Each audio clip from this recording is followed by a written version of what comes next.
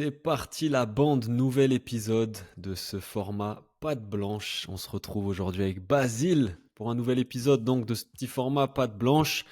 Fin d'année 2025, on va faire le bilan un petit peu de ce qui s'est passé cette année et puis se projeter peut-être dans l'année qui arrive. Donc voilà, un petit moment suspendu là qu'on arrive à prendre avec Basile entre les fêtes, les célébrations de fin d'année et tout ça.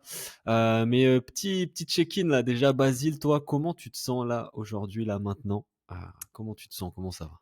Ah, écoute, là, à l'instant T, très content de te retrouver pour le format patte blanche. Très content, comme tu disais, d'avoir réussi à trouver une fenêtre de tir dans nos agendas respectifs, qui sont pas des agendas de ministres, mais quand même, des agendas pendant les fêtes, c'est toujours plus compliqué. Et sinon, bah écoute, ça va, beaucoup de mouvements, beaucoup de nouveautés de mon côté. Donc tout va bien, une fin d'année hard au niveau taf, comme tout le monde, je pense. 2025, ça a été Mhm. serré pour tout le monde, je pense, mais très cool, bonne énergie.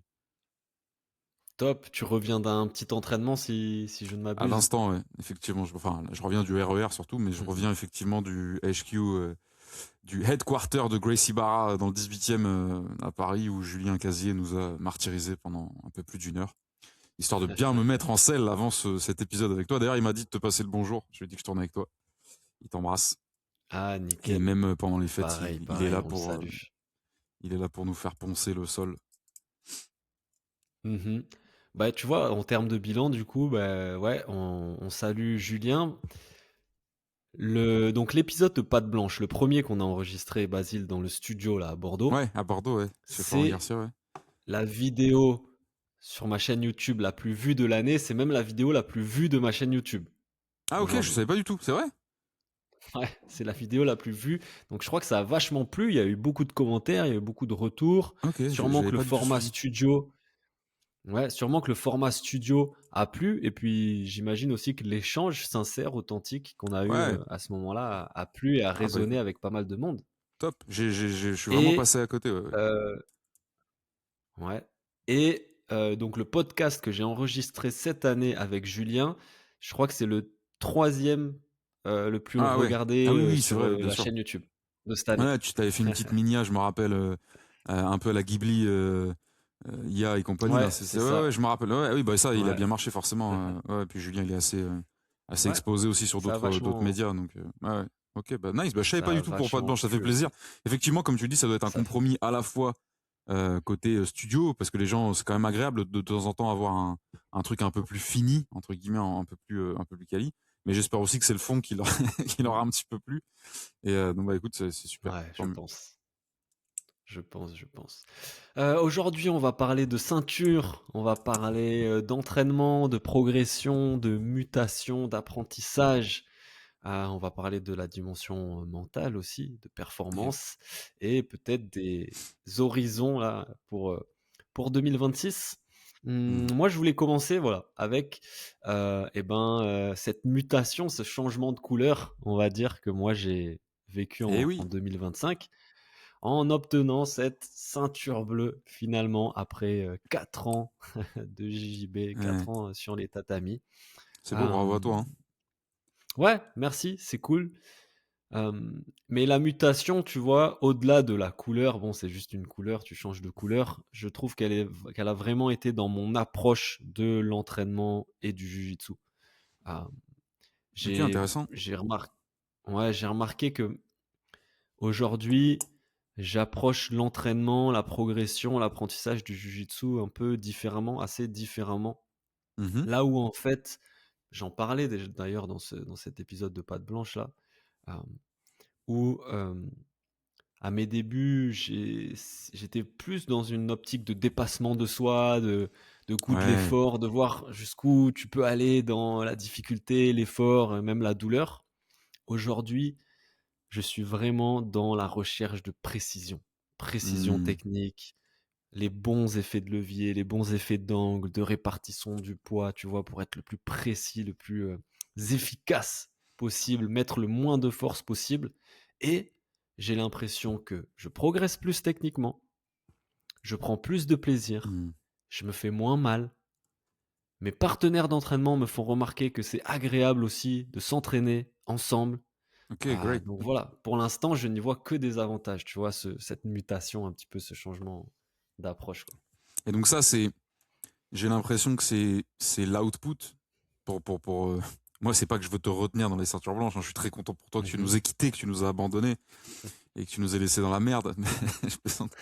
Du coup, les amis, challengez-nous, hein, en commentaire. Dites-nous si ce format est toujours légitime maintenant que Paul a quitté le navire. Je plaisante. Non, mais vraiment, ça m'a fait plaisir quand j'ai appris pour ta ceinture. Je pense que ça fait plaisir à tous les gens qui partagent enfin, on partage tous cette zone de la ceinture blanche, même ceux qui finissent par arrêter, hélas.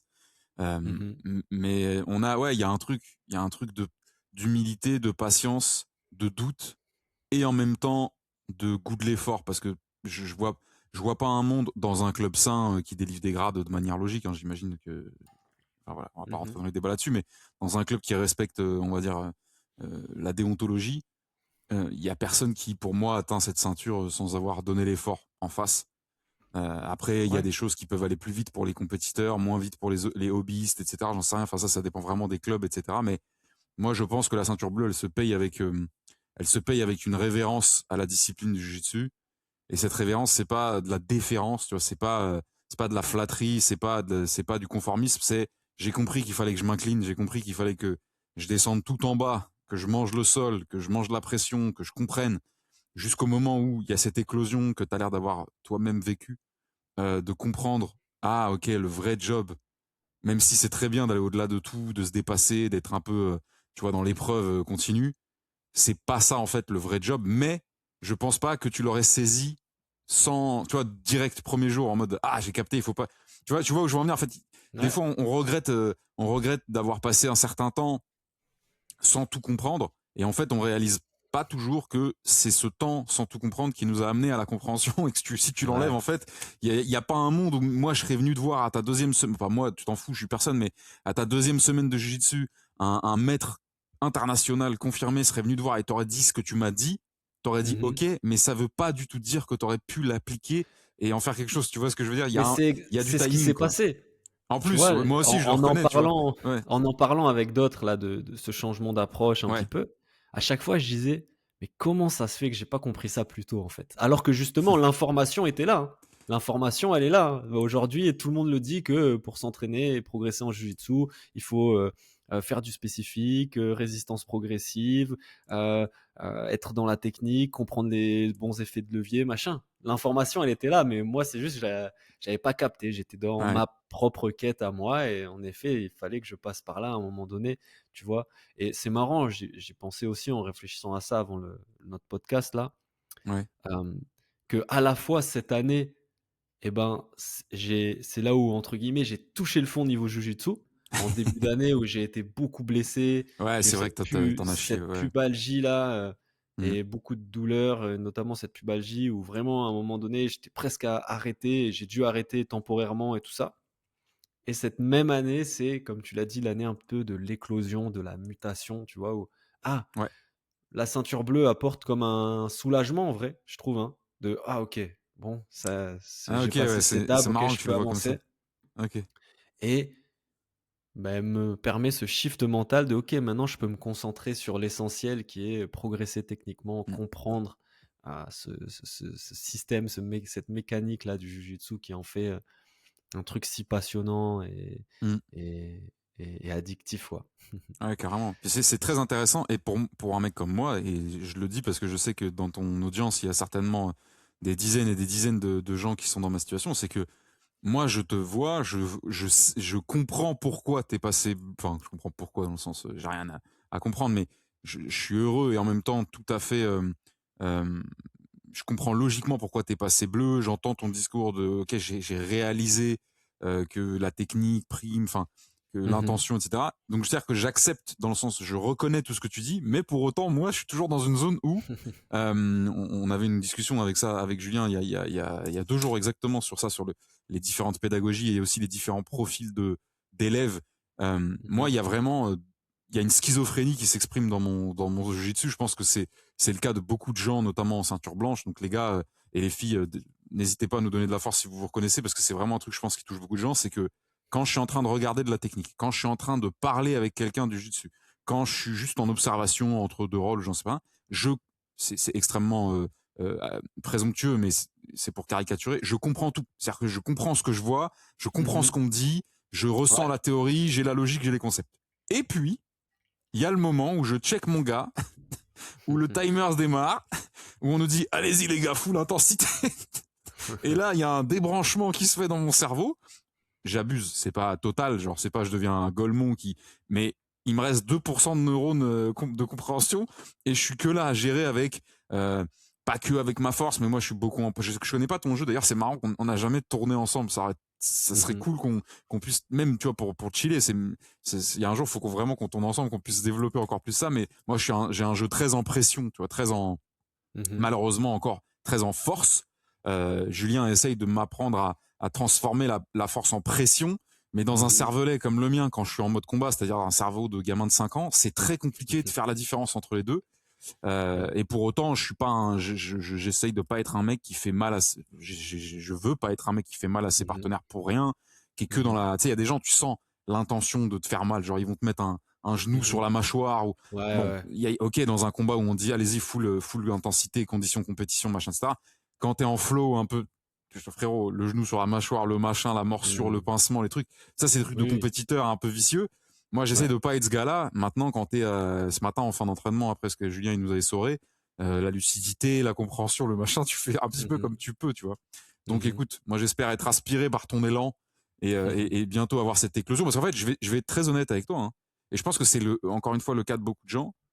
Euh, je pense que le jiu-jitsu, ce qu'il y a de sain, c'est que c'est pas un sport où on glorifie les grades et où on n'automatise pas les grades. En tout cas, je crois que globalement, c'est pas le cas. Ouais. J'ai rien contre les autres arts martiaux ou les autres sports où c'est le cas, mais il y a quand même une énorme différence quand c'est qu'une question de temps et quand c'est pas du tout une question de temps. Mais je suis beaucoup plus pressé, impatient et excité d'avoir l'éclosion mentale que toi t'as eue et de comprendre Exact. cette intentionnalité dans l'entraînement, même si je la comprends dans la théorie, mais j'ai du mal à la transmettre dans mon jeu, que d'avoir une ceinture de X couleur, tu vois. Je suis beaucoup plus Ouais. pressé d'avoir le déblocage technique, puisque pour moi, la ceinture, c'est juste une putain de conséquence de ça, tu vois. Ouais. Et peu importe. Par contre, même si tu as une ceinture blanche sur le front, à la taille et aux deux chevilles, si tu as tout capté techniquement et que tu es en train d'évoluer, de prendre des wagons de progression, t'en as rien à foutre d'être en ceinture Exact. blanche. Et Tu tu vois, tu vois, t'éclates. c'est exactement ce dont je voulais parler avec toi. Ouais. Et moi, carrément, je vais te dire, hein, là aujourd'hui, d'être passé ceinture bleue, d'avoir changé mon approche, d'être concentré sur la progression, la compréhension, l'application de la technique, tout ça, Mm. j'en suis même venu à me demander si les ceintures, c'était pas le plus gros mythe du jiu-jitsu brésilien. Tu Mythe vois? dans le sens. Est-ce que tu veux dire mythe Dans, dans le sens elles ont pas de valeur? Dans dans le le sens. sens, ouais, Non, c'est. pas elles ont pas de valeur. Dans le sens, je sais pas comment dire. Est-ce que tu penses c'est des illusions? Genre, il Ouais, y a plein de c'est gens qui une ont des sorte grades et qui devraient d'illusion, pas les c'est avoir? non, Non, c'est non, pas ça non, que tu veux pas dire. ça. Ok. Mais en fait, la ceinture n'est qu'un indicateur personnel. Pour moi, Ah, ça ne complètement. représente rien Complètement. de qui tu es, tu vois, de ce que tu es capable de faire ou pas presque. Peut-être Mm. j'abuse un petit peu, mais en tout cas, c'est une question que je me pose en ce moment. Je comprends ce que tu veux Ça dire. marque un parcours personnel, tu vois. Mm. C'est bien parce que du coup, tu te souviens que c'est bien d'avoir les ceintures. Tu dis, ah ben ma ceinture blanche, c'était de 2020 à Mm. 2025, machin. Ah, ok, je D'ailleurs, m'en souviens j'adore parce que regarder j'avais les cette photos. ceinture blanche. Je sais pas si tu connais ces photos sur Insta de certains black belts qui mettent les dates. Oui, oui, Regardez de oui. temps en temps parce que c'est hyper instructif parfois. T'as vraiment des mecs. Là, ce matin, j'en ai vu un passer. Ce qui m'a interpellé, c'est que le mec, il fait euh, ceinture blanche, ceinture bleue en un an ou deux, je sais plus. Et ceinture bleue, ceinture violette en 10 ans. Tu vois. Hmm. Et donc, ça Ouais, raconte une histoire. Tu vois, ouais, c'est ça ça. raconte une histoire que tu connais pas, mais ça raconte une blessure, ça raconte un arrêt, ça raconte une irrégularité, ça raconte Ouais, une. ouais. Tu vois ce que je veux dire? Et c'est intéressant parce que peu importe la trajectoire, on a tous une trajectoire différente, comme tu disais. Désolé, je t'ai coupé dans ton truc, mais je trouvais ça intéressant à compléter. Donc, ouais. Ouais, Donc, mythe dans le sens, toi, tu dis mythe dans le sens, ça veut pas dire grand chose d'un regard extérieur. Celui qui l'apporte, il sait comment il l'a obtenu, il sait ce qu'il doit ouais. encore faire, etc. Ouais, ouais, c'est ça. C'est vraiment pour moi là, un parcours personnel et c'est bien comme ça te permet d'avoir un marqueur Mm. bah, de couleur. Ah, ben la ceinture blanche, c'était cette période-là, j'habitais là, j'étais dans telle Ouais, et académie. c'est Toi, marrant. ensuite, Ok. c'était en bleu. Mais finalement, tu rencontres euh, euh, une ceinture bleue qui peut être beaucoup plus avancée techniquement ou beaucoup plus avancée sur certains aspects du jeu ou sur certains trucs. Mmh. Tu vois, là, dernièrement, je suis allé à Nantes, assister à un gala de jiu-jitsu de Jitson. Ouais, c'est dommage, j'aurais Organisé, beaucoup aimé être c'était là, mais c'était génial mmh, et j'ai vu des combats de jeunes, tu vois? 14, 15 ans. Je dis: «Mais c'est c'est monstrueux», tu flippant, vois? hein. Ouais. Bon, ils ont une ceinture orange, ils ont une ceinture bleue, tu vois? Bon, ça représente pas grand-chose à mes yeux, tu vois? Mais par Mmh, contre, ce qu'ils sont capables d'exprimer, de tout faire, à fait. tu vois? Au niveau technique, c'est ça qui Et compte, tu puis vois? dans mes quelques on entend la machine à fond là ou pas? Tu te fais un petit café? Ouais, non, ça va? Non, ça va, on a entendu un petit peu. Dans mes quelques déplacements, on parlait de ça dans un des derniers épisodes qu'on a enregistré. J'avais la chance d'aller un petit peu aux États-Unis. Ouais. Il y a aussi un truc, c'est qu'il y a plein de gens qui font du sol. Alors, c'est peut-être moins fréquent en France, mais il y a plein de gens qui font du sol depuis des années, voire des décennies, et qui, à un moment donné, s'intéressent au gi, tu Mmh. vois. Et en fait, ils arrivent en JJB officiel, entre guillemets, dans la démarche martiale, déontologique, de ceinture et tout, mais ils ont 15 piges de sol, voire de jiu-jitsu carrément, ou de grappling en tout cas. Donc, ils vont démarrer ceinture blanche. Alors, j'imagine que les grades vont s'enchaîner peut-être un peu plus rapidement, mais les maîtres peuvent pas non plus faire n'importe quoi et envoyer des ceintures toutes les 2 semaines à un mec. Et Mmh. donc, en fait, moi, je me suis déjà retrouvé, tu vois, devant un mec en gi, en ceinture bleue. Le gars, tu te demandes, en fait, s'il est pas ceinture bien Mmh. plus que marron, tu vois ce que je veux dire.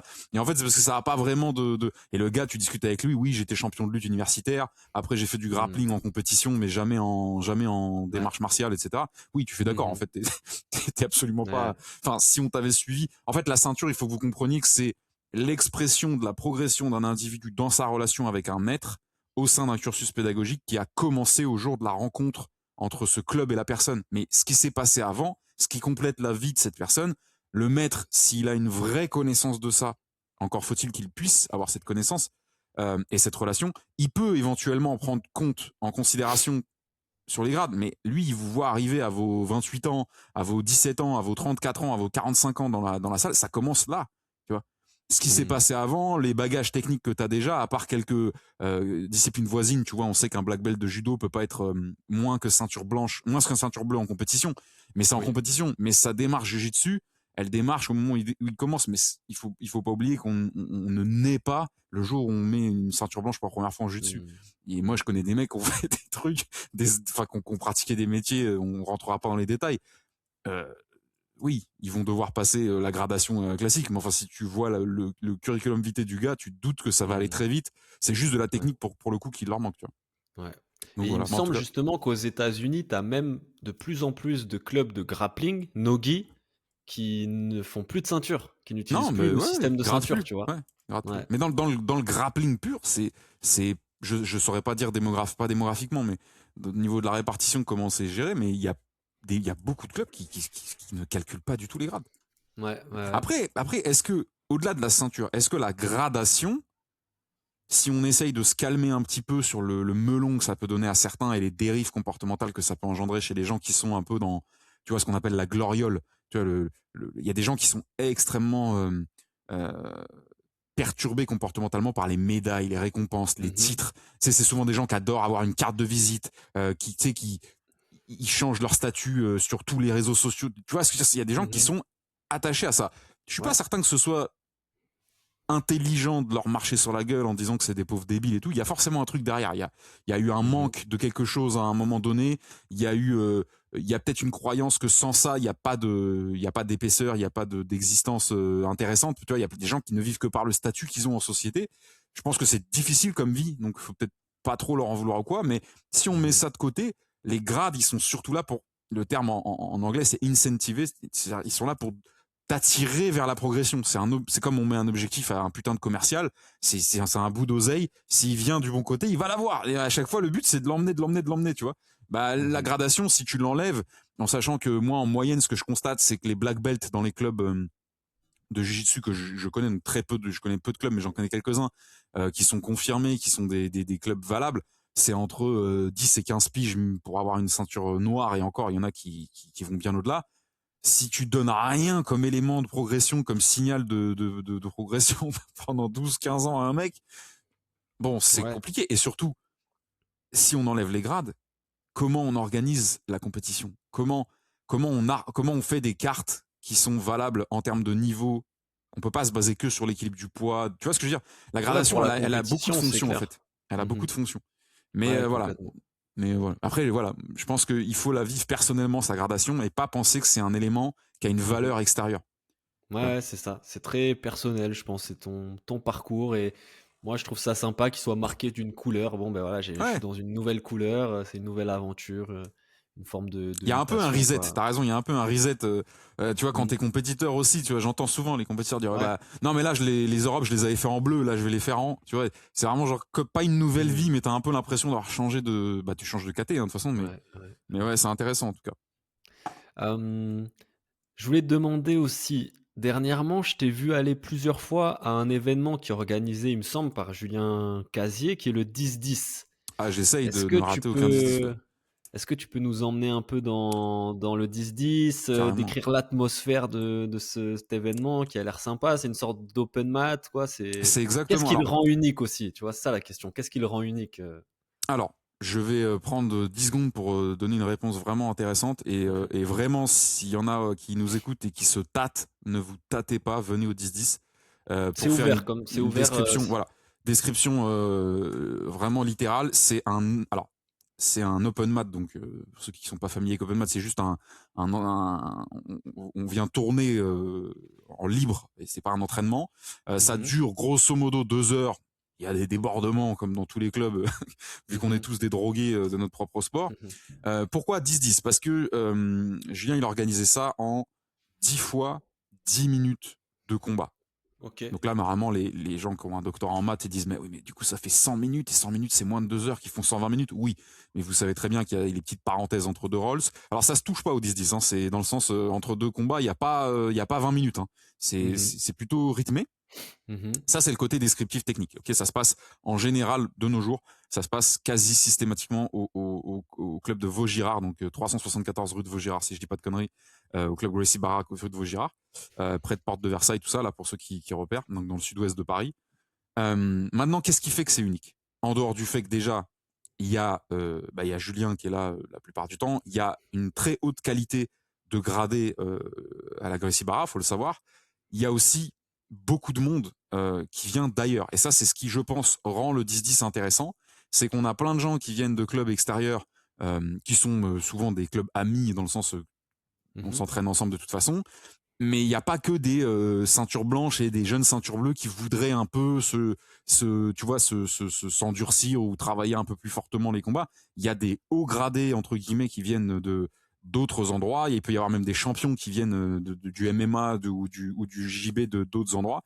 Ça, c'est aussi la force du réseau de Agressi Barra, mais aussi de Julien qui, de par ses interventions dans les différentes émissions, etc. Tu vois, enfin, moi, à plusieurs Mmh. 10-10, j'ai sans tourner je crois pas que j'ai tourné avec lui, mais il y a Big John qu'on voit souvent sur Mandal Ouais. avec Julien. Donc Yes. il y a plein de personnages du décor martial, combat, Mmh. pugilat, mais aussi sportif, presse sportive qui viennent. Mmh. Et il y a une ambiance très respectueuse. Je pense que ça, c'est pas, pour le dire très honnêtement, quelque chose d'inhérent au 10-10. C'est inhérent, je pense, à la communauté Ouais. déjà Gracie Barra, aussi Jiu-Jitsu d'un point de vue étendu. Et ce qui peut dernièrement le rendre unique aussi, c'est comme on est à Paris, et que c'est un open mat et que la quantité d'endroits où il y a des gens qui s'entraînent est extrêmement importante par rapport à d'autres villes ou quoi, bah, la pluralité, la diversité des gens qui viennent, je pense que c'est un des éléments qui rend ça vraiment cool et vraiment unique. Et on en parlait Mmh. justement il y a quelques jours de ça. Il me disait qu'avant le Covid, c'était monumental le 10-10. Ils étaient obligés de louer des gymnases. C'était pas Mmh. à la C'est salle une parce qu'il y avait institution, quoi. plusieurs centaines de personnes qui venaient. Et c'est impressionnant de voir un open mat à plusieurs centaines de personnes. Après, il y a le Ouais. Covid, et machin, etc. Mais moi, ça me tue souvent de voir le monde qui vient. Je dis, on est Mmh. samedi, tu vois, demain, il y en a un, samedi 15 heures. Mmh. Je dis, samedi 15 heures, il fait moins 2 degrés, on est la semaine des fêtes. Tu vas y aller, il va y avoir 40 mecs qui vont être là, tu Mmh. vois. Et je dis, ouais, Ouais. c'est qu'il y a vraiment un truc dans ce sport. Il y a vraiment un. Et puis, c'est un moment où tu viens travailler ton jeu, tu viens travailler ton jeu dessus, tu viens faire ta Mmh. dépense, tu viens gérer ton capital calorique aussi. Et tu Mmh. viens aussi pour le truc, pour le fit humain, pour Ouais. l'expérience, entre guillemets, sportive, quoi, Yes. tu vois. Du coup, Donc, tu en tout cas, si tu recroises passes des à, gens, ouais, si tu passes à Paris, il faut vraiment que tu viennes au 10, ouais, c'est bon je vais délire. venir. Je vais venir. Et Il me 10 semble minutes, que donc, qui sont les rolls de ceinture noire. C'est vrai que c'est ouais. hyper intéressant de Mmh. travailler ça et de se confronter Ouais. à ce format-là parce que il est éprouvant. voilà, après, Ouais. chacun tourne Ouais. comme il a envie. Si t'as pas envie de tourner les 10, tu tournes pas les Mhm. 10. Enfin, on n'est pas là. Il n'y Mhm. a pas de Ouais, ouais. mentalité de forcing ou quoi, tu vois. C'est vraiment Mhm. ouvert. Il me semble que justement là-bas, tu as croisé Alexandre Lacharme, que j'ai Exactement. reçu dans le podcast, qui est donc ceinture noire de Exactement. Jiu-Jitsu, que j'ai reçu dans le podcast, avec qui j'ai partagé un stage aussi à Alicante, qui est un Oui. super gars, Mais c'est vraiment. comme ça qu'on a Euh, connecté parce qu'en fait, on a tourné ensemble et mhm. je savais que sa tête me disait quelque chose. Je l'avais dû forcément voir les images, tu vois, passer de tes Mhm. trucs. Et il m'a dit non, non, Mhm. mais je connais bien Paul, j'étais en stage avec lui et tout. Excellent et Ouais. très, très gentil. Black Belt avec qui ça fait plaisir. De toute façon, il n'y a pas de Black Belt avec qui ça fait pas plaisir de tourner, mais il y a des Black Belts qui sont là pour faire passer un mauvais moment, pas au Mhm. 10-10 particulièrement, je dis dans le jiu-jitsu, dans le monde du jiu-jitsu, tu vois. Ouais. Et lui, il y a toujours moi j'admire toujours quand les gradés ont ce truc de savoir très vite se mettre à la fréquence du Oui. mec avec qui il tourne. Alors il y a quand même un truc d'observation quand tu connais vraiment pas du tout le gars, c'est normal, il faut trouver la fréquence, mais qu'ils Ouais. s'y mettent, et tu sais, ils se mettent juste au-dessus pour que tu sois obligé de produire, obligé Mhm. de travailler, mais que tu ressortes pas de là avec déjà 14 fractures, mais en plus de Ouais. ça, sans rien avoir Ouais. Ouais. appris ou compris, etc., quoi. En tout cas, Ouais. Alexandre, il est dans cette catégorie-là. Il est génial, il vient Ouais. d'être papa, on lui souhaite beaucoup Ah, de bonheur pour félicitations à ça. lui. Et c'est vrai qu'Alexandre, c'est quelqu'un aussi, j'avais remarqué, j'en avais vachement discuté avec lui, qui a cette capacité justement à être, quand il tourne, hein, hyper calme, hyper posé, Ah ouais. technique, les bons angles, les bonnes distances, tu vois. Même parfois, il ferme les yeux, tac, pour être vraiment dans le Dans le ressenti, ressenti, tout ouais, ça. ouais. Il est très, très, très, très fort, très chouette. On le salue, J'essaye, moi, alors pas forcément en Alexandre. fermant les yeux, mais j'essaye Mhm. de focaliser sur la sensation plus que sur Ouais. l'observation, surtout que dans notre sport, il y Mhm. a des moments où tu peux rien observer du tout. Le truc, ça se Mhm. passe derrière toi, tu peux Ouais, observer le ouais, ouais. plafond éventuellement, mais donc c'est la proprioception et en même temps la sensation, la déduction, comprendre des mouvements sans les voir, c'est intéressant. Enfin, Mhm. c'est dur, surtout. Ok. Yes. Et bon, en parlant de prise de dos, hein, tu faisais Ouais, référence aux prises entre de autres, dos. ouais. Euh, Là, on pourrait parler maintenant de qu'est-ce qu'on a appris, peut-être techniquement, quelle position, quel Mm. concept on a pu intégrer et qui ont un peu transformé peut-être notre jeu, notre progression. Et tu vois, donc moi, j'ai repris l'entraînement en septembre, Mhm. après cette pubalgie là qui m'a duré Ouais, et presque puis ça a été toute progressif quand même. l'année. Ouais. J'ai repris en septembre. Et je me suis vachement concentré sur les sorties de position dominante, donc les pins escapes. On en avait parlé Mm. sur le fait que euh, Ouais, side la control, rear. rétention de Ouais. garde et la sortie de position dominante, c'était deux choses hyper importantes. Et Ouais. autant j'avais beaucoup travaillé sur ma rétention de garde et je m'étais vachement amélioré là-dessus avant, autant j'avais encore pas mal de difficultés sur les sorties de position dominante, Mm. notamment sorties de side control et sorties de dos. Et donc, depuis septembre, j'ai vachement travaillé là-dessus et de façon vraiment délibérée, spécifique, ou même avec un collègue, Sylvain, ceinture bleue, je le salue. On a profité de certains créneaux libres open mat Ça, où c'est cool. pendant 1h30, c'est vas-y, mets-toi en side control, je sors. Ok, maintenant à moi, à toi, à moi, que side control. Bah tiens, tu sors. Et pareil pour le dos. Et on faisait que Mm. ça, tu vois. Et j'ai remarqué qu'après, dans les randonnées, eh ben, j'étais vachement plus à l'aise. Je sortais pas à chaque fois contre tout le monde, Non, bien mais j'étais sûr, mais vachement non, plus à bien sûr. l'aise, tu vois. Ouais. J'arrivais à sortir, j'arrivais à trouver le chemin, etc. Donc ouais, moi j'ai pas mal progressé là-dessus dernièrement. Ouais, Et toi? intéressant. Moi, c'est un de mes enfers. Moi, en fait, je pense ne pas être le seul, mais je suis encore dans ce truc je, je comprends toujours plus et mieux le jiu-jitsu, tu vois. Euh, Mhm. mais me concernant, j'ai toujours encore l'impression d'être extrêmement faible dans le sens niveau sur les essentiels, à savoir la garde, le passage de garde, donc les pins, les sorties de position. Euh, et je pense que ça vient d'une raison. Déjà, c'est parce que j'essaie d'être lucide, hein, je suis pas en train de me jeter des. Mhm. Je demande, hein, tu vois. Euh, mais là, je suis dans une zone un peu chiante où tu sais que tu as progressé parce que Mhm. les gens te le disent. Tu vois, genre, les Mhm. gens à qui tu tournes te le disent. Mais toi, tu as l'impression que non. Tu vois, genre, enfin, Ouais. tu dis, ah oui, non, c'est vrai qu'il a dû en chier un peu plus pour passer ma Mhm. garde ou comme ça. Mhm. Mais toi, au final, tu as l'impression que non, non, non, c'est bien, ça, j'ai mis 3 minutes sur 6 à passer ta garde. Donc, tu vois, genre, ah oui, tu Ouais, dis, ah oui, ouais. c'est vrai qu'avant, il mettait 3 secondes sur, Mhm. tu vois, entre guillemets. Mhm. Après, moi, enfin, on a tous des bobos, des pathologies, des trucs, des limites. Donc c'est pas subjectif, mais c'est très particulier et spécifique à chacun. Donc c'est pas parce qu'un tel a pas la mobilité devant. Ça va être trop ciblé pour parler de ça. Mais moi, c'est ça, c'est vraiment genre les fondamentaux. J'ai toujours ce truc d'avoir l'impression de pas comprendre ce qui est en train de se passer, tu vois. Genre, je comprends ce qui est en train de se passer, mais de le résoudre toujours avec mes atouts. Et c'est le problème des atouts. Il y a des atouts qui sont très durs à inhiber. Moi, j'ai deux atouts de merde, enfin, qui sont pas du tout de merde, qui sont des excellents atouts au JJB. À partir du moment où t'es déjà technique et déjà bon, c'est que j'ai une grosse endurance à la pression, à la douleur, dans le sens où, moi, tu vois, enfin, genre, tu peux essayer de me Mother's Milk, tu peux essayer de me, évidemment, avec les trucs qui contrarient des articulations mécaniques et anatomiques, je suis pas plus fort qu'un autre, je vais pas, tu vois, mais tu vas plus en chier pour me rentrer un triangle, beaucoup plus en chier pour me rentrer une kimura, beaucoup plus en chier pour me Mother's Milk que avec un autre gars d'exactement mon poids, ma taille, ma ceinture, qui est un peu moins éprouvé ces trucs-là. Ça vient de, tu vois, certainement d'autres sports pratiqués, d'autres métiers pratiqués dans le passé. Donc ça, quand t'as ce truc-là, tu dis, bah vas-y frérot, attaque-moi, vas-y, monte-moi dessus, tu vas voir. Tu vas passer 6 minutes à essayer de me la mettre et tu vas pas y arriver, tu vois. Bon, c'est complètement con comme dit parce que moi je produis rien. Et le deuxième truc, c'est le deuxième truc, c'est la force. Moi, c'est un truc qui est compliqué, c'est que il y a des moments où j'ai l'impression de faire les choses bien techniquement et en fait, je comprends que finalement non, c'est ma force qui est en train de travailler à ma place, mais je suis pas en train de tout donner, tu vois. Je suis pas si tu sors d'une montée uniquement avec la force en donnant toute ta race dans le mouvement, genre tu sais à la fin bon bah là oui, on va dire mec, tu vois bien que ça n'a aucun intérêt, OK, t'as shrimp, t'es sorti machin, mais là t'es à deux doigts du collapse tellement t'as tout donné. Moi, c'est pas ça, mais je sais que c'est ma force et c'est pas ma technique. Parce qu'on me fait le retour, hein, c'est pas moi qui t'as compris. Et oui, évidemment, il y a un moment où il y a de la tétanie, ce que tu veux, machin, mais c'est pas comme si je donnais tout pour. Mais je me repose beaucoup trop sur ma force. Et j'ai beau le dire, le répéter, le machin, croyez-moi, c'est pas évident dans le mouvement, dans l'action, de s'en rappeler, d'être lucide, surtout quand t'as un mec qui vient, qui te met un coude dans la gorge. Vas-y, toi, pour retenir ta force, là, je suis en train de me faire tuer.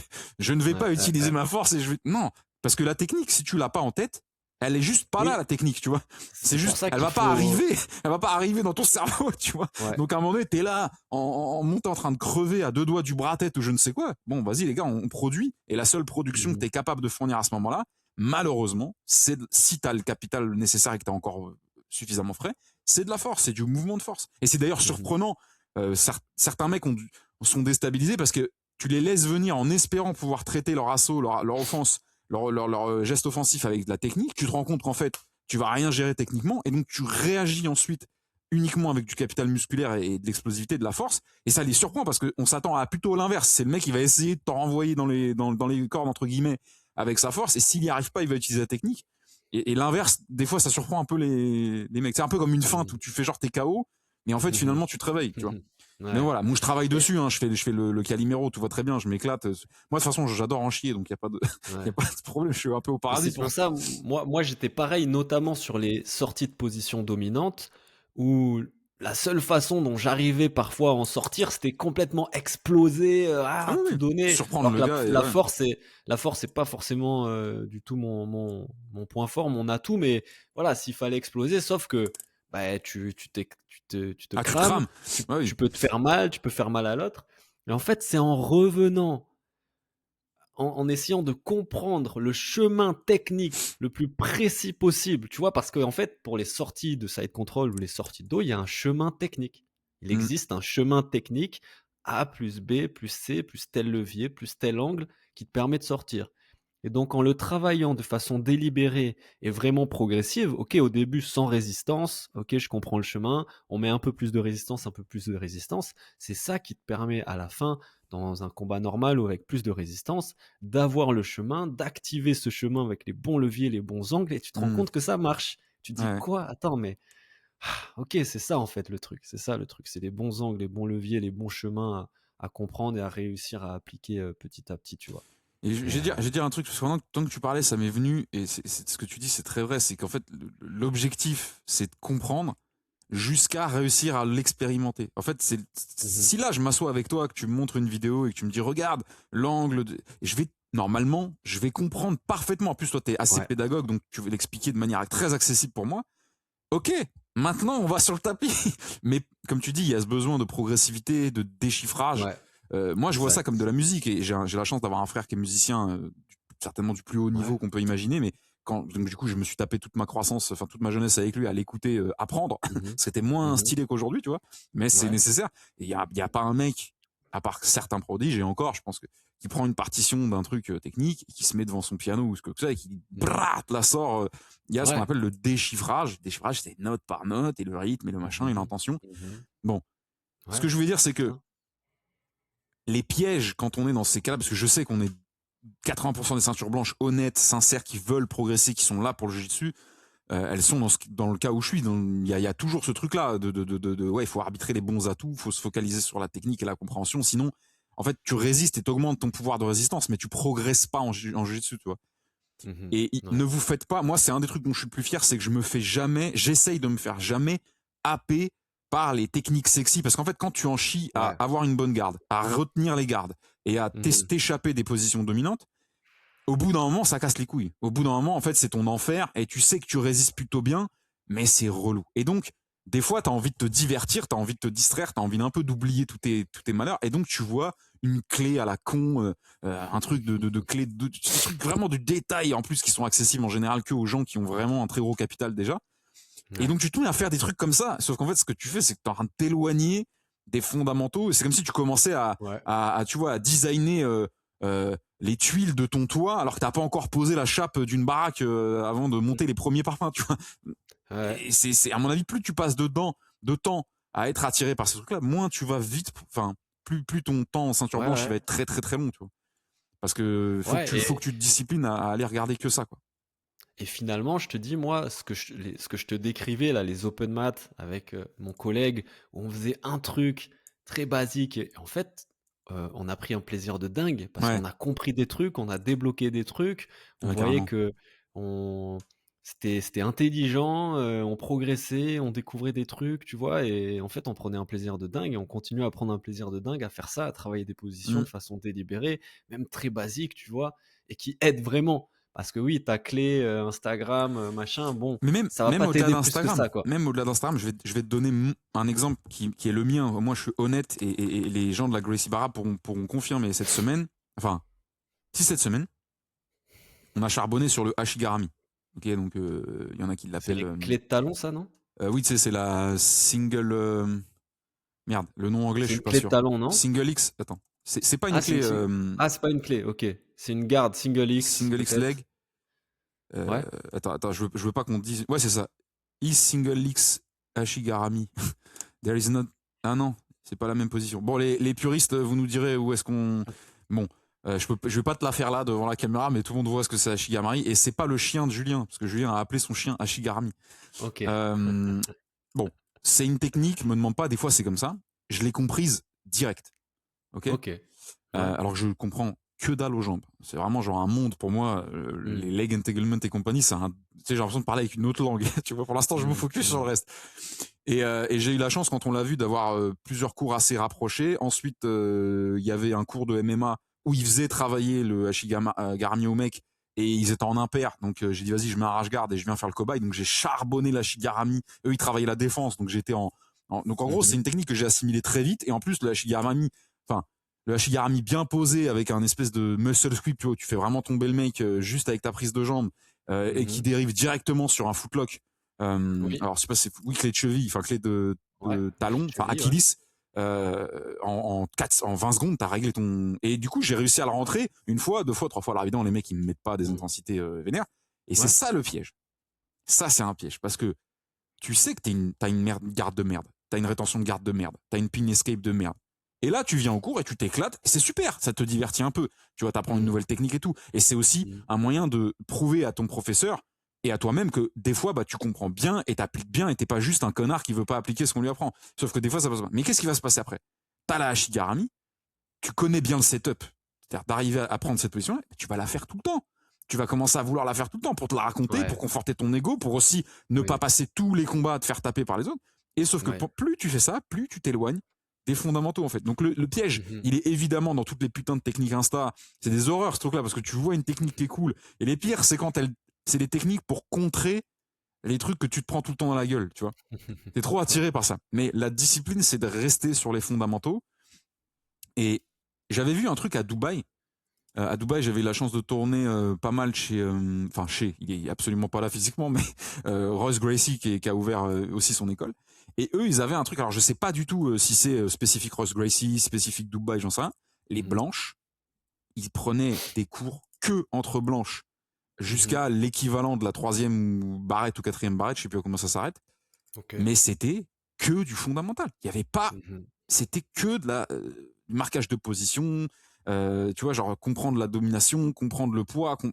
Bon, ça Mhm. devait être certainement moins divertissant. Il y avait quand même du flow à un moment donné. Et quand vraiment tu avais des fondamentaux solides, je crois que là seulement ils te laissaient aller en ceinture blanche avec les normaux, enfin avec les autres, et où tu te faisais un peu plus rouler dessus, mais où tu pouvais exprimer des techniques super. Mais avant, t'avais genre pas le droit, tu vois. C'est tant que t'as pas Mhm. une garde parfaite, une garde retenue, une rétention de garde pardon parfaite. La question à te poser, c'est oui, mais est-ce que du coup, je peux vraiment croire que j'ai une garde parfaite si je l'ai travaillé que avec des ceintures blanches qui sont comme tu vois qui sont de mon propre niveau. Je Ouais, sais pas si tu ouais, vois ce que je veux dire. Donc complètement. j'interroge un peu ce truc là, mais Non, mais de toute façon, et même si tu as le chemin, du coup, tu as compris le chemin, au moins c'est ça, tu ouais, vois? Tu as le chemin, tu as la mécanique du mouvement. Après oui, que ça soit, contre, différents niveaux techniques ou différentes morphologies aussi, tu vois? oui, il y a ça et Qui ça les va moins contextes, fonctionner bien sûr, contre une autre morphologie, machin. probablement. Moi, ce que je pensais aussi et je comprends que ça soit dur, c'est que tu as un atout qui est la force. C'est ton atout, c'est un point fort et on te dit: «Ne l'utilise pas». Tu vois? C'est un Non, peu bâtard. on m'a Non, jamais mais dit ne c'est l'utilise pas, mais on m'a fait comprendre que ça allait être un piège. oui, ne Tu repose vois. pas tout sur ça. Mais Voilà. tu vois, c'est comme quelqu'un qui serait peut-être rapide, mais à Exactement. qui on dirait: Non, non, non. «N'utilise pas ta vitesse». Ouais. Alors que en plus Tu vois?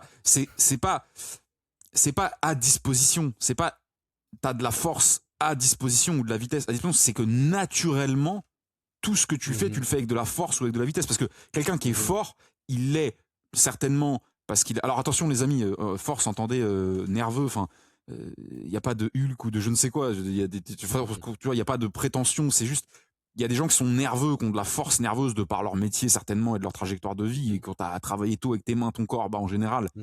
les mecs du chantier, même à 50 piges, hein, vas-y, fais un bras de fer avec ou Ouais. attendre qu'il t'attrape au col, tu vas comprendre ce que c'est un grip, tu vas comprendre ce que c'est. Mais Mmh, mmh, ils mmh. le sont aussi parce que c'est naturel et qu'ils ils vivent comme ça en fait. Ils vivent Ouais. en prenant des charges lourdes, en résistant, etc. Mmh Et mh. donc ça Mmh mh. entretient leur système nerveux et leur force. Mmh Donc mh. c'est pas quelque chose qu'ils activent intentionnellement dans le jiu-jitsu comme une carte secrète et tout. C'est Ouais. vraiment genre eux ils marchent comme ça. Donc naturellement ils vont. Tu vois moi si j'ai mes deux mains sur ton lapel ou ça va être compliqué pour toi de te redresser. Tu vois mais c'est Mmh pas mh. là je mobilise un asset. C'est de toute façon c'est ce que j'aurais fait naturellement. Tu vois. Je sais pas si ce que je dis c'est compréhensible. Ouais, Mais ouais effectivement, c'est dur et de pas se c'est reposer sur ce qui est naturel, tu vois. mmh et c'est dur parce qu'on te dit: «Ah, faut pas essaye de pas trop utiliser ça», tu vois? Alors que ce serait ta qualité, ton atout donc Ouais. ouais, je comprends que c'est Mais parfois Julien, c'est tu un vois, c'est le peu, premier qui m'a dit, enfin, il m'a pas dit ton problème c'est la force. Il m'a dit en gros ton problème c'est que tu n'arrives pas à transformer ta force en mmh, pression dans les bons l'utilisation, ouais. contextes. Tu vois, parce qu'il y a il y a des Mmh moments, on mh. va pas se raconter quand, il y a des moments où la force, si tu peux l'utiliser là, elle va carrément elle va carrément être plus productive que si tu te reposais que sur la Oui. technique, machin. Mais ça c'est extrêmement ponctuel et très Mmh mh. réactionnel comme moment. C'est vraiment en fonction aussi de ce qu'on te propose en face. Ouais, Mais ouais, ouais.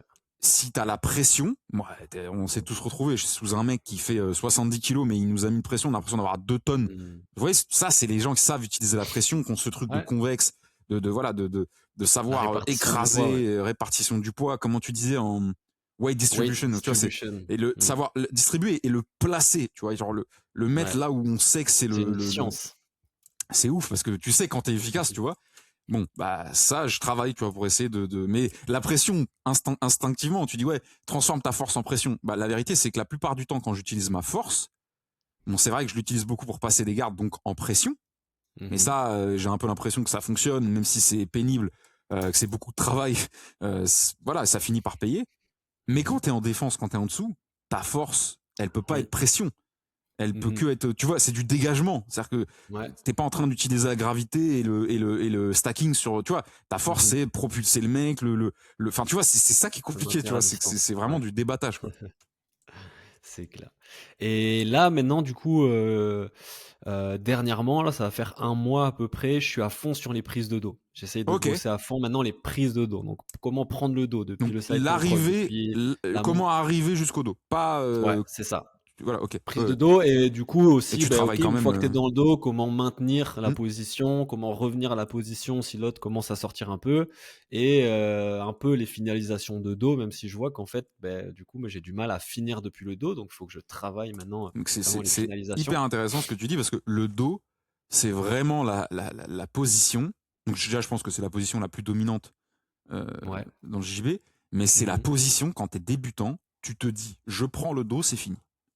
La Ouais, non, vérité, franchement, va placer un rear naked choke à un mec qui a pas envie et qui est un peu expérimenté. En fait, c'est pas du ouais, tout ouais. évident de finaliser. Moi, il y a un truc aussi qui me gêne dans les prises de dos, c'est que j'ai toujours un peu peur de faire mal. Je sais pas pourquoi enfin, OK. il y a ce truc-là t'as la compression thoracique du mec, t'es Mmh. sur ses cervicales. Enfin, tu vois, je sais pas, Mmh. et justement, quand t'es un forceux, quand t'as, Mmh. tu vois, vraiment, je suis à 25-30% quand je suis dans le dos de quelqu'un, dans le sens où Ouais. je me dis si ça se passe, je sais pas encore, peut-être qu'il faut que je développe un peu plus ma culture anatomique de la position, mais je me dis si ça se passe mal, parce que t'es quand même, quand t'es en Mmh. défense de prise de dos, t'es quand même païen. Tu vois, t'es vraiment en train Mmh. d'essayer tu vois, la montée, j'ai envie de te dire, t'es allongé, t'as un mec de 80 kilos sur Mmh. les côtes, bon, Mmh.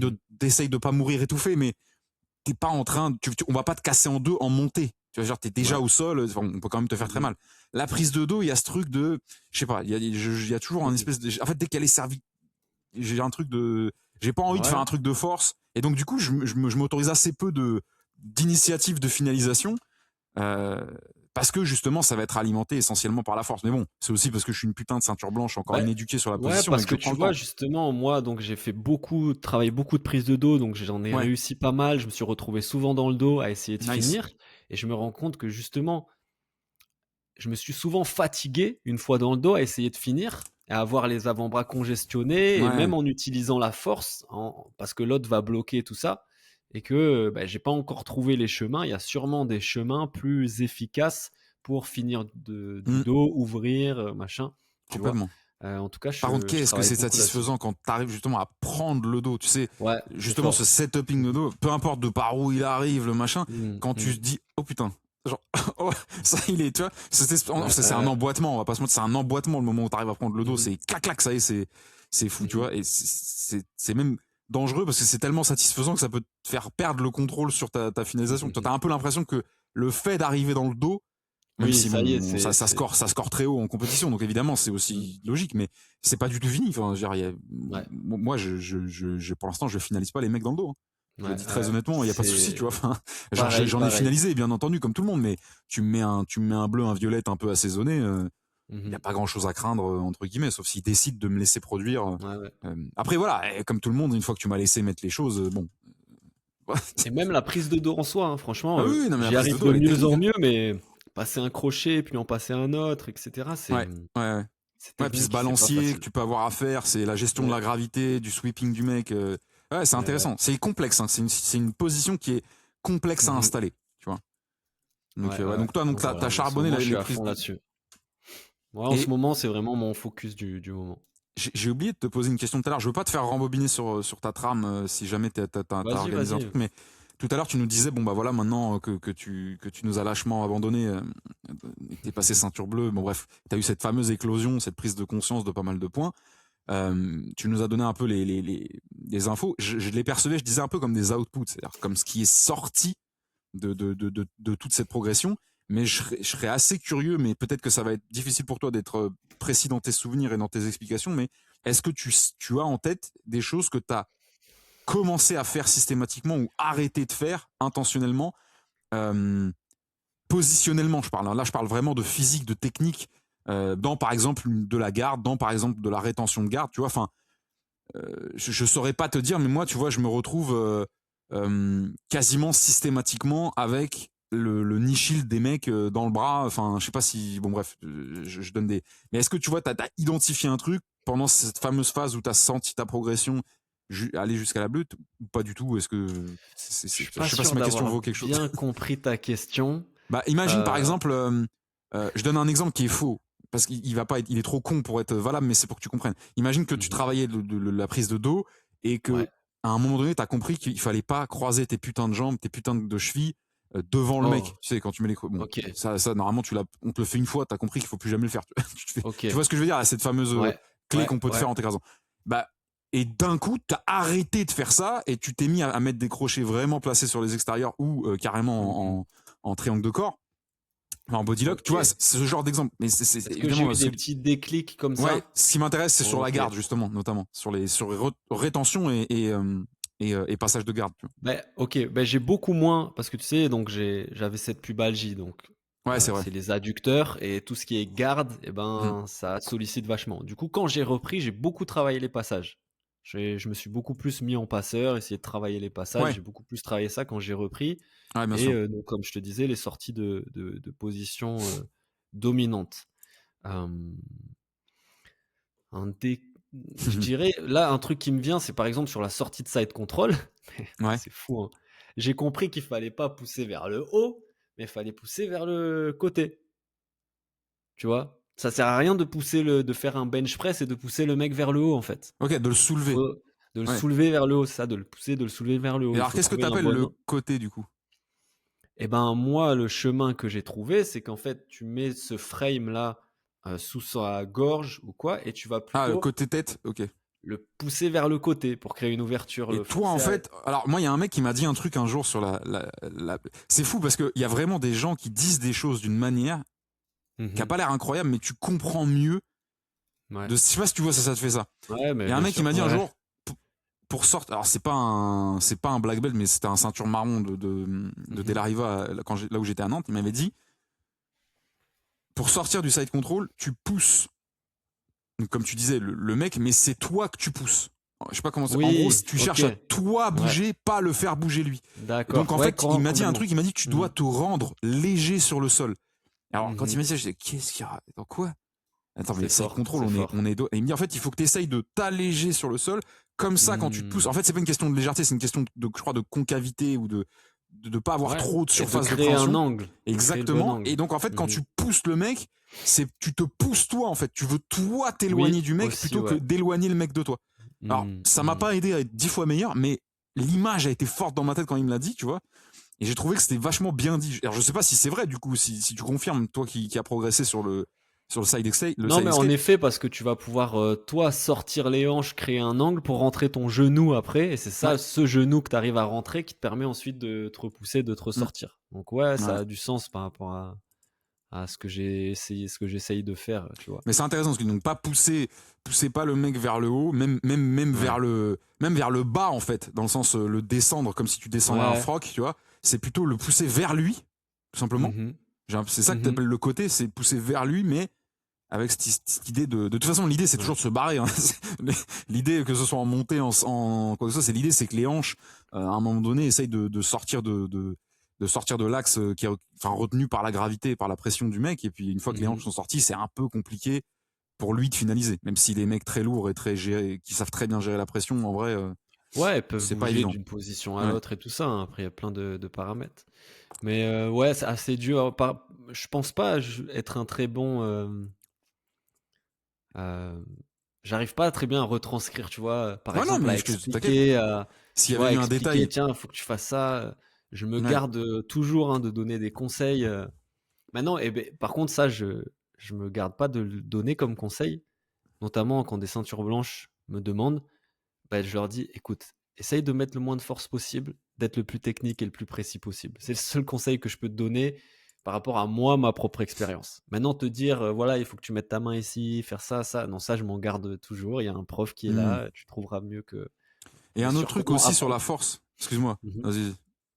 Ouais, C'est ouais, quoi ouais. Sur la force, il faut pas confondre un truc, c'est que quand on vous dit de pas utiliser la force, il y a des gens qui entendent genre soyez mou. Je sais pas si tu vois ce Ouais, que je veux dire. En oui, oui, fait, oui, bien dans le sûr. JJB, tu dois être, à part dans des phases où intentionnellement tu vas récupérer de l'énergie, parce Mhm, que la position le permet, que tu sois d'ailleurs dominé ou en train de dominer, mhm. c'est de la gestion intelligente de l'effort. Mais on est gainé en fait. Moi, je Oui, suis il faut être gainé en tonique, permanence, je suis tonique. bien sûr. Mais ce que je veux dire, c'est qu'en gros, quand tu frames un mec, oui, il y a une mobilisation isométrique de force, tu vois, mais tu n'utilises pas ta force en faisant ça. Par contre, moi, tu passeras pas à mon bras, tu vois. Et il y a des gens, quand ils entendent n'utilise pas la force, ils désactivent absolument tout ce qui est musculaire. Et donc, ils disent, mais c'est complètement con comme conseil. Non, c'est ne produis pas de force. C'est-à-dire, moi, je le vois vraiment comme ça. C'est-à-dire qu'à partir du moment où tu pousses quelqu'un avec ta force, ou tu tires quelqu'un avec ta force, ou t'empêches quelqu'un de bouger avec ta force, là, tu utilises ta force. Mais à partir du moment où tu es juste solide, toi, avec ta force, et d'ailleurs, en étant très solide, bien positionné, peu importe l'angle, c'est aussi ça qui va te permettre de dégager les membres actifs, ceux que tu veux faire bouger, beaucoup plus fluidement. Quand tu es sur par exemple, un tripode, tu vois, où tu as vraiment tête, épaule bien ancrée dans le sol, tu es solide, tu es gainé, bah, tes jambes, elles peuvent, comme il y a une base qui est très solide, tes jambes, elles peuvent assez fluidement se déplacer. Là aussi, tu es un peu mou et que justement, le weight distribution, le poids est réparti un peu inégalement et mal gainé, bah, tes jambes, elles vont être lourdes parce qu'elles gèrent aussi une partie de l'équilibre. Tu vois, je sais pas si ce que je dis est clair, tu vois. Peut-être qu'on dit des énormités, non, mais vous nous direz dans les commentaires. Mais on essaye en tout cas, vous voyez, dans ce genre d'émission, on parle de notre expérience, on essaye de comprendre, de décrypter, d'élaborer des choses pour qu'on puisse avancer, que vous puissiez avancer, on puisse avancer tous ensemble dans ce. C'est quoi ton passage de garde, ton spécial, le pôle du passage de garde? Alors moi, j'utilise soit le système knee cut, donc tu vois, tu as le genou au milieu, soit ça passe en knee cut, soit ça passe en long step. Long step, c'est quand t'envoies tu te renverses la jambe un peu. derrière, ouais c'est ça. Ouais. Exactement. J'adore me la prendre. Je crois que j'ai dû l'essayer 3 ou 4 fois et moi j'ai un truc c'est que je m'envoie tellement loin que en fait c'est moi qui pars. Je sais pas si tu vois, c'est comme un mouvement de hip-hop foiré. C'est genre tu pars mais finalement il y aura pas de retour. Tu vois, t'es long step foiré. Excuse-moi, je t'ai coupé, mais long donc step, soit ce système-là knee cut, et si ça bloque en knee cut, essayez le long step. Mais je vois que ça marche un petit peu contre des gens d'à peu près mon niveau, mais contre des gens plus forts, ça marche pas très bien. Sinon, plutôt passage à distance. C'est ce que j'ai pas mal fait dernièrement, où je vais choper un pantalon, choper une manche ou un col, et essayer de faire le tour et justement de mettre ma tête. Et tu vois, moi j'essaye beaucoup de faire ça. Là qui part pas d'ailleurs sur ma tête. Ouais, je me suis flingué l'oreille aussi en faisant ça, en mettant vraiment la tête. Et on me l'a dit, c'est bien, on sent bien quand tu mets la tête que ça, il y a de la pression, il y a du poids. C'est le fameux point. Ah bah moi de toute façon après c'était pareil au rugby, truc comme ça, mais moi je saigne souvent En fait j'ai plein de petites. C'est même pas des coupures, c'est des brûlures de gui. Tu vois ce que je veux dire? C'est le gui qui te brûle, tu vois. Faites quand même gaffe les gars, je vous dis juste un truc, parce que moi j'ai vraiment l'habitude de ces trucs là et c'est pas que JJB, c'est aussi tu vois les sports de rugby, etc. Machin. Contact. Quand vraiment vous sentez qu'il va y avoir une réaction sèche en face, sèche ça veut dire vraiment genre tac, tu vois, genre très vive. Faut pas oublier que le gui ça brûle, hein. Littéralement c'est brûlant, tu vois. Faites gaffe à vos yeux, c'est-à-dire fermer les arcades, mais genre moi des fois je m'oblige, tu vois, parce que tu t'en foutras de t'être brûlé là, d'avoir une Moi je me suis déjà fait retourner la paupière et saigner de l'intérieur de la paupière. Je peux te dire que finalement le médecin m'a dit non mais il y a pas de, mais quand ça t'arrive gros, tu te dis putain j'ai peut-être fait une dinguerie, genre parce que t'as l'œil, tu vois. Faites gaffe à vos yeux quand même, parce que s'il y a un moment où ils vous servent à rien, c'est celui-là, tu vois, genre là, boum, la tête dedans, t'emmerdes pas avec les yeux, ils servent à rien, tu vois. C'est pas l'observation qui va te faire la technique. Est-ce que ce dont tu parles là avec la tête, c'est le fameux point que Danaher appelle le Attends, ça va me revenir. Le Jeopardy Point. C'est cette espèce d'intersection hanche-ligne où si tu mets ta tête au bon endroit dans l'intérieur de la garde, après il faut juste conquérir avec ton bras. Enfin, je sais pas ceux qui voient de quoi je parle, je pense qu'ils.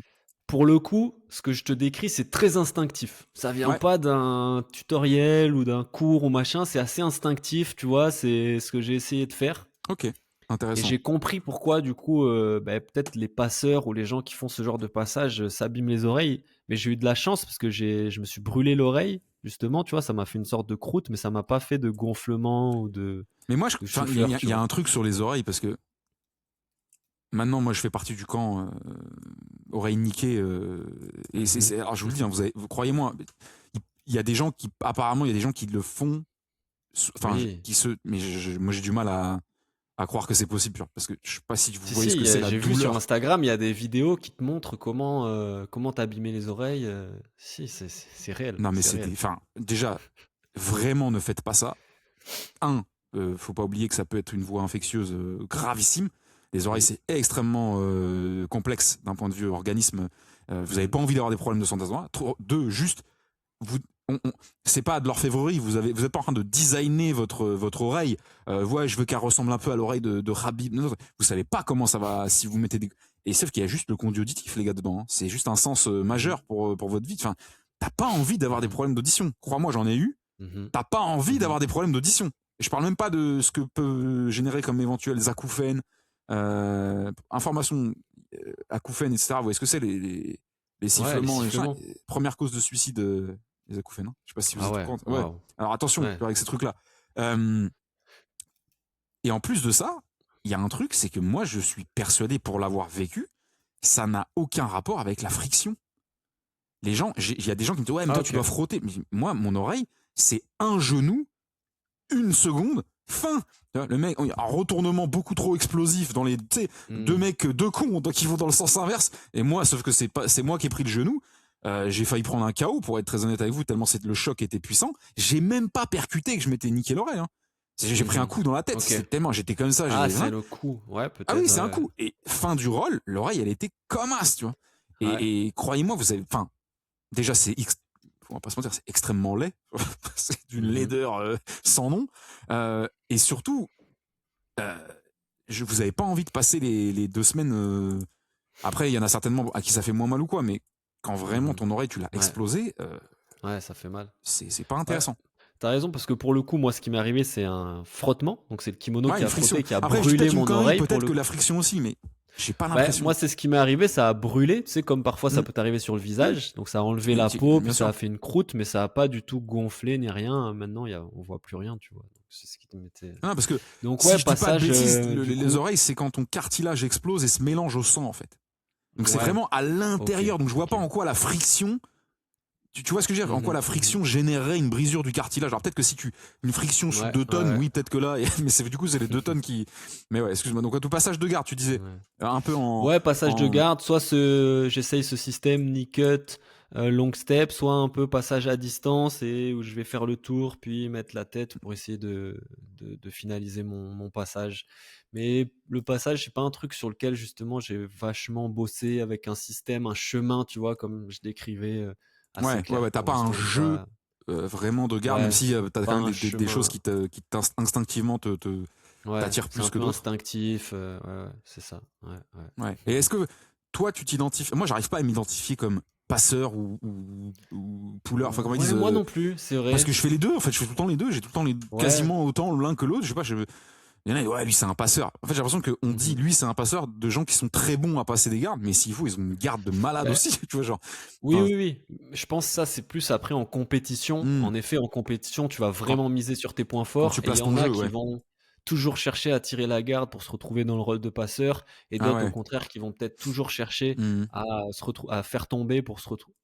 J'ai confondu. Toujours tirer la garde pour se retrouver dans le rôle de gardien. Bien au sûr. contraire, toujours chercher à amener au sol pour se retrouver dans le rôle de passeur. Il y en a, ils vont plus être identifiés comme ça, tu vois. C'est intéressant. Et rétention de garde, t'as un truc, t'as un je sais pas, t'as un geste, une position. Pour le coup, rétention de garde, j'ai un système qui m'a été appris par Nico Zaka, Nicolas Rondry Miamina, qui est le système shallow lasso. Je dirais, je sais pas si c'est exactement le terme, mais ce système-là, pour le coup, shallow lasso. Shallow lasso, tu vois, le lasso, c'est quand tu shallow comme surface, enfin SH. Exactement. Ok. C'est ça. T'as le lasso profond, ce qu'on appelle le lasso, où tu rentres ta jambe sous le bras, là. Et ben, le shallow lasso, en fait, tu mets juste ta jambe sur l'épaule de l'adversaire, ce qui te permet de le maintenir à distance et de. Ta jambe. Ok. Au lieu de rentrer ta jambe sous son bras, derrière son épaule, tu laisses ta jambe par-dessus son épaule. Ah, tu la poses. Donc, on est d'accord que tu passes quand même ta jambe au-dessus de son bras, mais tu la laisses là. Genre Exactement. Exactement. Tu lui caresses la joue, quoi. Ok. Ouais, yes. Et ok, qu'est-ce que ça. Ça permet de maintenir ton adversaire à distance, de l'empêcher de passer d'un côté, ou s'il veut passer de l'autre, et ben tu ramènes ta jambe sur sa hanche ou de la riva, tu vois, et t'as un système comme ça qui moi m'a vachement aidé sur la rétention de garde. Ok. Okay. Donc en fait ça va dire que tu vas contrarier très fortement la gestion distancielle justement du passeur, et donc côté non shallow lasso, tu vas aller chercher les jambes, tu prends le col. Ouais. Est-ce que t'as un...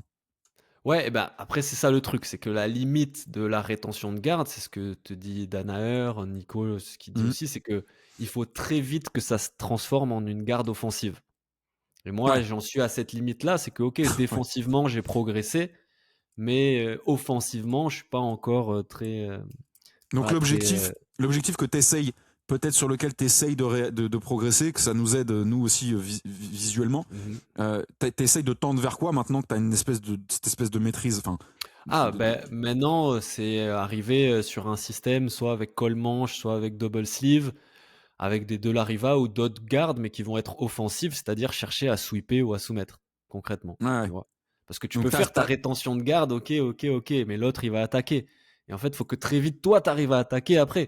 Que ça soit toi qui sois à l'offensive et que l'autre soit obligé Hmm. de défendre. Donc chercher à le déséquilibrer, chercher à le soumettre, hein, tu vois? Ouais, Donc ouais. c'est le Donc tu but de la passerais de la rétention de shallow, ouais. garde, c'est C'est d'être d'aller vers une offensif position après offensive, ouais. et Ouais, ouais. ouais, tu vois? Donc Hmm. c'est ça qui a travaillé, Mais tu sais, rien que ça, bon, encore une fois, la lucidité est pas toujours au rendez-vous quand on est sur les tapis, c'est normal. Euh, mais encore une fois, si tu avais une voix, enfin moi je pense toujours comme ça, tous les trucs que j'ai appris, tous les sports que j'ai appris, je me dis toujours au moment à l'instant T du combat, de la discipline, pas quand t'es en théorie ou quoi, imagine t'as une oreillette. Imagine t'as Ouais, ton maître, parce que c'est le oui. rêve de tous les maîtres, hein, d'avoir une oreillette, surtout en compète, où ils peuvent dire exactement ce qu'ils veulent. Mmh mh. Malheureusement, c'est pas possible. Qu'est-ce qui te dirait? À quel moment? Pourquoi? Et tu Mmh vois, je me dis, certainement, il y a un moment où j'arrive enfin, devant un passeur, enfin, plutôt un passeur qui arrive devant moi. Le premier truc que moi, faudrait me dire, ce serait, n'oublie pas que là, ton job, c'est de passer en garde offensive. Là où tu n'es pas encore, tu vois. Mmh. Mais Ouais. rien que de dire ça, ça ferme le catalogue tu sais, ces espèces de catalogue Instagram de toutes les Mmh mh. techniques, les voies, les machins que t'as vu, même t'as ta propre philosophie, parce que toi-même, alors que t'es une ceinture blanche éclatée, t'as déjà produit des trucs dans ta tête, alors que on apprend les basiques, tu vois. Et ça ferme le truc, ok, bah option 1, option 2, tu vois, c'est un peu ça, tu vois.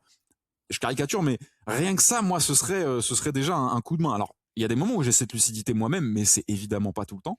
Et après, c'est dire, bon, bah voilà, Shallow Lasso, c'est genre, tu cries un mot-clé, tu cries Paul Jobert, et moi, ça me fait penser Shallow Lasso, Shallow Lasso. Ensuite, ouais, je sais pas, tu vas chercher une De La Riva ou bah, en fait, tu peux un peu aller vers, Ouais, single X, je pense qu'il y a plein de gardes après justement qui peuvent amener, à être plus offensifs quoi mais et à donc, attaquer. peut-être que je dis des trucs énormes, hein, mais n'oubliez pas que moi, je suis encore une putain de ceinture blanche, mais la Shallow Lasso n'est pas une garde offensive, donc. C'est une Ouais, non, rétention. il me semble que c'est plutôt une garde défensive, une garde de rétention, de poser le truc, mais il y a pas d'attaque directement, il me semble, proprement Il y a parler donc certainement des là, sweepings qui sont possibles depuis la même Shallow pas, par je des crois mecs pas. extrêmement. Je Non, crois même pas. il faut vraiment la shallow lasso, c'est vraiment de la rétention de garde, il me semble, hein. Et justement après, il faut soit aller vers un lasso, soit une spider, soit une de la riva ou une garde vraiment offensive qui va te permettre de Hmm. sweeper ou de soumettre, il me semble. Il me semble que ouais, c'est Ok, ça l'idée. intéressant. Intéressant de ouf. Hem, d'autres choses toi en 2025, d'autres, éclairs, d'autres Au niveau jujibistique, bah écoute. Non, mais moi, après, il y a eu cette fameuse. Je pense pas qu'on. Non, c'était pas encore le cas quand on s'est capté la dernière fois, mais moi, j'ai changé de maître et de club, du coup. ouais, tu as Tu changé vois, de club, c'est c'est ça? pas Parce rien que tu as changé de ville. J'ai changé de ville, de Ouais. département, pas de pays, mais ouais, ouais, j'ai dû quitter malheureusement Beto Ramos et De La Riva Nantes que j'aimais énormément et Mmh. évidemment ça reste la famille et l'origine de mon jiu-jitsu viendra toujours de toute façon de Beto. Mmh. Mais j'ai été reçu, enfin je veux dire c'est je pense compliqué d'être reçu aussi qualitativement que tu peux l'être par Julien Casier. Et je dis Mmh. pas ça parce que c'est mon maître actuel, parce que j'ai Mmh. été visiter pas mal de clubs, hein, pas nécessairement dans de la prospection pour trouver un futur club, mais j'ai été me balader dans d'autres Mmh. villes, dans d'autres trucs pour tourner. Voilà, il y a des ambiances, il y a des accueils. La pédagogie de Julien et la manière qu'il a de gérer euh, ses cohortes, tu vois, c'est Mmh. le côté un peu familial ou équipe. Mmh. Équipe, d'ailleurs, c'est le putain de nom de la marque. Mmh. C'est vraiment ça. Moi, c'est ce que j'aime. C'est aussi des petits résidus de la culture militaire. Enfin, c'est ce côté cohésif dans Mmh. l'affrontement, dans le dépassement et surtout dans la progression intentionnelle du groupe. même si c'est des individus qui vont produire une progression individuelle, c'est d'autant plus intéressant de produire un progrès groupé. Donc c'est très cool. Mais le changement de pédagogie est hyper divertissant dans le bon sens du terme. Et ça génère aussi des capacités d'adaptation. Enfin, ça t'oblige à mobiliser des capacités d'adaptation. Et puis voilà. Mais bon, changez pas de club tous les ans, ça sert à rien, tu vois. Mais c'est intéressant, tu vois. C'est enrichissant de fou parce que tu sens que tu as eu deux pédagogies différentes. Bon, j'ai eu Beto quelques années et dans quelques années, bah, j'aurais eu les deux autant. Et puis après, bah, ce sera déséquilibré, ce sera asymétrique. Mais je ressens, tu vois, avoir ces deux écoles-là, tu vois, l'école plus orientée compréhension pédagogique, technique et exploitation optimale dans les contextes optimaux, j'en sais rien, tu vois.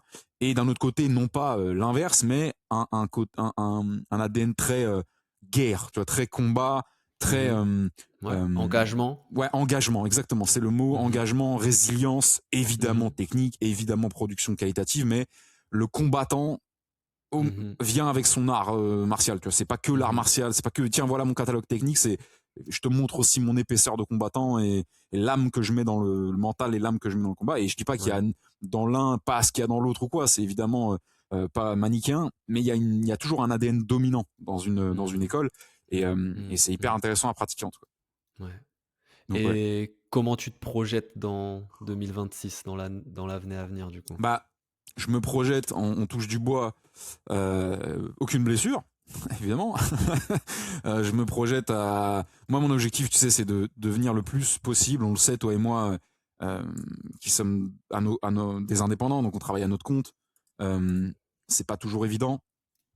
Moi, j'ai déménagé, donc maintenant j'ai la chance de pouvoir tourner dans un nouveau club, mais il se trouve que bah, c'est pas tout près, tu vois, donc j'ai quand même des efforts logistiques et de transport à faire comme tout le monde, mais c'est aussi comme ça que tu testes ta passion et ton envie. C'est-à-dire que s'il faut te taper 1 heure de transport aller, 1 heure de transport retour pour faire 1 heure de cours, est-ce que tu le fais ou est-ce que tu attends l'opportunité d'être pas trop loin, etc.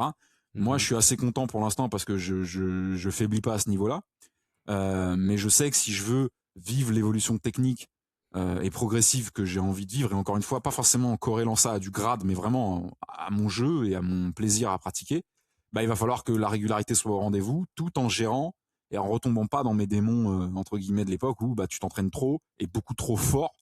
Et donc, bah, tu connais, moi j'ai 36 piges, hein, des fois il y a des mecs qui me regardent, j'ai l'impression qu'ils pensent que j'ai 24 ans. Les blessures que tu te fais à 36 ans, mais les gens se rendent pas compte de ça. Alors, je parle même pas de nos camarades qui ont dépassé la quarantaine et voire plus, mais quand tu passes les 30 piges, on n'est plus dans le même jeu. Enfin, je veux dire, il faut l'admettre une putain de bonne fois pour toutes, ça, tu vois. Après, si tu compares un mec random dans sa vingtaine avec un athlète dans sa trentaine, évidemment que ça marche pas. Mais si tu prends deux athlètes, l'un en 20, l'un en 30, ou deux randoms, l'un en 20, l'un en 30, ils ont pas les mêmes... C'est comme les mecs qui te parlent de leur gueule de bois. Ouais, quand j'avais 20 piges, bah là, c'est pareil. Quand tu sors d'un 10-10 à 36 ans ou à 44 ans, t'as pas les mêmes... Tu pars pas dans les mêmes soins intensifs que le mec de 22 ans, tu vois, entre guillemets. Mais c'est aussi là que tu prouves ta valeur à toi-même, parce que c'est un effort. Il faut que ça reste un effort, de venir à t'entraîner et de venir tourner. Si t'as pas ce truc de... C'est pas que t'as pas envie de le faire, mais tu sais qu'il va falloir te donner, tu vois. C'est pas, tu vas pas au cinéma, gros. Tu vas pas passer un bon moment devant un film. Tu vas te taper. Mais aussi apprendre, retrouver tes potes, aller dans le pugilat amical. Donc, tu vois, c'est un équilibre, c'est un cocktail. Il faut pas que ce soit que du kiff facile, tu vois. Moi, j'ai toujours eu ce truc-là de viens donner quand même un truc dont tu seras fier dans ta journée. Donc, moi, mon objectif, c'est de sortir de mes entraînements toujours avec cette sensation-là, en essayant d'avoir cramé le plus de calories possible aussi. Ouais, bah pour optimiser, tu vois, enfin quand c'est dur à arbitrer dans un emploi du temps un peu d'entrepreneur, bah tu te dis, je me déplace, je viens pour l'apport technique, pour la progression, mais j'ai aussi envie de rentrer le truc, tu vois, parce que je vais pas pouvoir retourner 2 heures à la salle. Tu vois, il y a des fois c'est des choix que tu fais, tu vois. Mais non, après moi, mon objectif de 2026, qui était absolument pas présent dans mon esprit il y a 10 secondes, je le fais pour me mettre dans la merde publiquement parce que tu me poses la question, c'est de devenir un bon gardien et un bon passeur. J'ai pas dit pour quelqu'un de mon niveau et de mon poids. Je te parle pas d'être le meilleur passeur de France, je m'en branle. Mais je sais que pour l'instant, je crois pas être un bon passeur. En tout cas, je suis pas du tout un passeur technique. Je suis un passeur en force, pas en force, en pression pour le coup. Parce que là, pour le coup, la pression dans le passage, elle est quand même, c'est une vraie arme. C'est un vrai Ouais. C'est un vrai. Et d'ailleurs, tout le monde l'utilise à un moment. Les mecs qui disent Mhm. non, moi je passe qu'en dansant. Donc, oui, d'accord. Mhm. Alors, il y en a qui font des saltos, mais quand tu as Mhm. bien placé, justement, tu parlais de la tête, le Ouais. départ, c'est assez explosif, c'est presque du tir, quoi. Tu viens tirer ta tête au bon endroit, Mhm. mais une fois que tu y es, il y a un moment, tu viens mettre la pression et tu viens faire jouer la gravité et ta force aussi, tu vois. Ouais, ouais, ouais. Mais d'une manière peut-être plus mécanique et intelligente que du bourrin.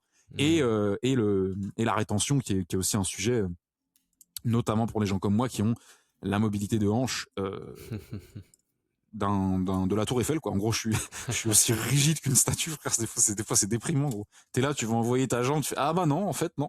En fait, pas Ouais. moi. Mais Mhm. bon, tu Mhm. trouves aussi, tu pallies, tu trouves d'autres petits, enfin, t'essayes de trouver d'autres petits trucs, quoi. Mais donc voilà, Ouais. si je devais m'engager envers moi-même et envers le jiu-jitsu, j'aimerais bien, fin 2026, être un bien meilleur passeur et un bien meilleur, comment tu dis, un gardien, un rétenteur Gardien, de garde ouais, ouais. Un qu'aujourd'hui. guardero. Maintenant, je vois pas qu'un Guardero, je vois pas comment en y allant régulièrement pendant un an, ça serait pas le cas. Mais Mhm. il y a ce côté, tu sais, intentionnel, euh, un peu délibéré de voilà, je veux ces 2 points-là. Tu vois. Après, Mhm. on ira faire des techniques incroyables à Instagram et tout, mais après, je me sens pas mal dans ma garde et je me sens pas mal à passer une garde. Tu vois. Il y a aussi ce truc-là, faut quand même le dire, c'est que Mhm. Ouais. il y a un stade où tu sais que t'es une merde et que tu vois que tu te vois devoir retenir ta garde et t'es en panique parce que tu sais que ça va mal se passer et à la fois tu te retrouves devant une garde et tu sais que tu vas rien faire.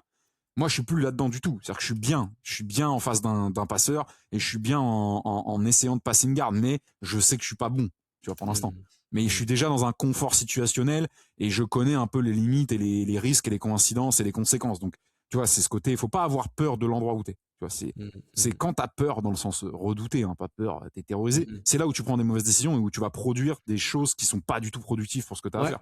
C'est ce que Ouais, dit ouais. d'ailleurs beaucoup, c'est il faut que tu apprennes à être bon, à être à l'aise dans les enfers entre guillemets, et après tu vas produire. T'auras pas peur d'être offensif en fait, parce que Mhm. au pire on revient à ça et je sais le gérer, tu vois. Mhm. Et toi alors, Ok. qu'est-ce que 2026, Bah, qu'est-ce qui va se passer? 2026, déjà, peut-être, il y a une question à se poser, c'est le futur, la mission et la vision de Patte Blanche. Tu Ah vois? oui, ah non, je pense que je Qu'est-ce te parlais que... en mode toi Ok, ton jeu, mais non non non mais vas-y. au niveau du... Ouais, pour l'avenir. Et là, vous pouvez nous dire ce que vous en pensez aussi, si vous êtes là, si vous nous écoutez, si vous avez suivi un peu ce format. À la base, Patte Blanche, c'était une discussion entre deux ceintures Eh blanches. oui, Bon, mais t'as tout maintenant, oui, niqué. j'ai une ceinture bleue, voilà. Est-ce que c'est pas le meilleur moyen pour garder cette white belt mentality, tu vois, entre guillemets, d'animer ces échanges-là? Est-ce que le contenu, la mission de ce format peut évoluer à l'avenir? C'est des questions, tu vois, que je Ouais, me pose. j'y ai pensé quand on en a parlé. Justement, ça m'a fait cogiter. Alors ce matin, on rigolait avec Julien, en disant bah si dans les années qui viennent, moi un jour j'ai la chance de te rejoindre en bleu, on appellera ça couille bleue et on fera un format dédié aux ceintures bleues. Mais ça n'a aucun sens parce que bon, c'est pas qu'on pourrait pas faire un format pour les ceintures bleues, mais vous comprenez la philosophie qui est derrière le format pour les blanches, dans le sens les débutants, même si on peut être des débutants vétérans Mhm. entre guillemets. Moi, il y a un truc qui me plairait beaucoup, mais tu vas peut-être trouver ça un peu paradoxal, c'est que normalement, d'ici 10-15 ans, je serai passé bleu. Faut être Mhm. patient dans le sens, tu vois, je veux pas, tu vois, vous avez compris, je rigole quand je dis ça, mais il faut jamais attendre quoi que ce soit, mais Ouais, ouais, ouais. peu importe que je passe ou pas, il y a un monde où toi, enfin, il n'y a pas un monde, c'est que toi, tu seras plus jamais ceinture blanche. De toute façon, Mhm. c'est réglé.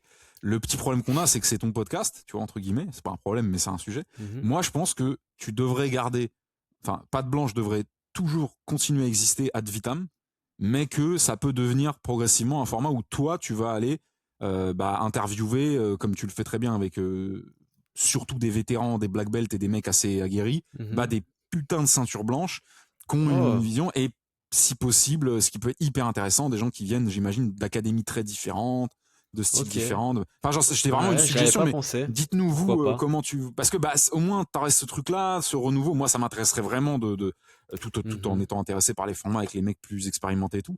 Je pense que c'est un moyen de faire vivre Patte Blanche qu'on a Ok. Ouais, commencé tous les deux, mais voilà, c'est la vie, c'est le progrès qui fait ouais, que ouais. ouais. Je sais pas ce que t'en penses, hein, mais c'est une Non, idée mais comme une autre. Hein. intéressant, tu vois, je m'imagine maintenant quelles questions je pourrais poser à ces ceintures blanches, Parce tu que je pense que ça vois. peut être hyper intéressant, Ça tu peut vois. être marrant, ça peut être marrant. Je crois pas que ça existe en plus, donc Ça peut être marrant. Mais Ouais. sinon, si on doit changer le nom plutôt que Couille Bleue, Blues Brothers, c'est un peu plus cool, je trouve. Ouais, c'est pas mal, Blue Bros. Blues C'est pas mal. Brothers, Ouais. en référence. Et sinon, toi, au Euh, niveau de ton jeu, enfin, au niveau de ton jujitsu, t'as des velléités sur 2026 et des ouais, moi envies, je vais continuer là, parce que je m'éclate bien dedans, les prises de dos. Vraiment essayer de travailler les prises de dos. Ok. Et en travaillant les prises de dos, ça t'amène à un truc que j'ai jamais expérimenté, j'ai jamais osé me lancer dedans, c'est les berimbolo. Ah ouais, Tu vois, ouais, cette les espèce fameux, ouais. d'inversion qui mène, a priori, hein, si j'ai Souvent, ouais, compris, ouais, qui mène souvent au dos. ouais. Donc on a commencé à m'en parler. Ah ouais, mes prises de dos, faut que tu commences à regarder les berimbolo et tout. Je dis ok, attends, tranquille. Attends, ouais. Déjà, essaye de comprendre la mécanique, prendre le dos, garder le dos et tout ça. Mais pourquoi pas aller un peu Ah ouais, explorer, puis c'est voir marrant, si. c'est exotique, ça te permet de varier ton jeu Ouais. et ça Et je t'apporte crois que c'est d'autres. efficace, hein. Il y a beaucoup de combattants, même en Ouais. compétition, même à haut Mhm. niveau, qui ont l'air d'utiliser ces techniques, je crois, hein. Ouais, Donc ouais, ouais. pourquoi pas ça? Ok, Et intéressant. après, moi, ça va être aussi. Moi, en fait, un truc, c'est pas purement technique, mais c'est lié à la progression et à l'aventure dans le jiu-jitsu. J'aime bien être un vagabond du jiu-jitsu, tu vois. Aller dans des académies, Hmm. voyager à C'est stylé, l'étranger, hein? aller faire du Ouais, jiu-jitsu à l'étranger, j'adore. Et le jiu-jitsu te permet ça, tu vois. carrément, Tu peux aller dans les carrément. académies, tu vois. Je suis allé à Alicante, je suis allé à Nantes, je suis allé à Toulouse, dans plein de clubs de France et à Ouais. l'étranger. Et ça, j'aime beaucoup. Et je pense que je vais essayer de le faire un peu plus l'année prochaine, Ok. à aller, voilà, à m'entraîner dans des académies, que ce soit en France ou à l'étranger, Ouais, c'est à un aller vrai dans truc. des stages, des camps, des choses comme ça, tu vois, qui me permet, je trouve c'est génial, c'est un truc que j'aime, qui me permet de progresser et d'alimenter aussi mon envie, Hmm. ma passion pour le jiu-jitsu. Donc, c'est un truc que Carrément, j'envisage pour 2026, ouais. Ouais. Et les prises carrément. de dos, ça, Tu vas aller franchement, prendre des dos à c'est. l'étranger, voilà. Ouais, je vais essayer, je vais essayer. Non, mais c'est bien, c'est Donc bien, c'est voilà, bien. pour 2026. Tu fais du nogi, toi, un peu, ou tu fais que du gi? 2 fois par an. Ah oui, ok. 2, 3 fois par an. J'en fais quand je vais à Alicante, du coup, parce qu'on a toujours des cours de nogi. Quand je suis à Bordeaux ou en France, très peu. Ok. Il Ouais, mais ouais, y a une c'est raison pas. ou c'est par goût Ben ouais, je suis concentré sur le gi, c'est ce que j'aime le plus, ce que je m'éclate le plus. Je suis Ah pas ouais, du tout contre le no-gi, c'est pas que j'aime pas le no-gi. Au contraire, mais quand t'aimes j'en moins. fais, Ouais, ouais. je kiffe, c'est sympa. Surtout les phases de lutte sont vachement Ah, c'est intéressantes très là, les phases intéressant. de Ouais. debout. Euh, Ah bah c'est pas la même ouais, chose. Hein, j'en fais. Toi, t'en fais Moi j'aime autant, bien. Ouais. tu vas Moi j'en dire fais pas. 50-50 Hmm, à peu près, ou ça dépend des semaines? En tout cas, si c'est 50-50, c'est pas intentionnellement Ouais. 50-50, mais j'en fais souvent, j'aime bien.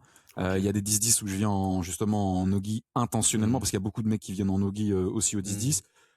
Après, les cours, moi en ce moment, c'est plutôt un arbitrage d'opportunité, de planning, donc je fais pas trop la fine bouche, tu vois. S'il y a un cours que je peux prendre, je le prends. C'est un nogi, c'est un gi. Bon, bah, c'est du jujitsu quoi qu'il arrive.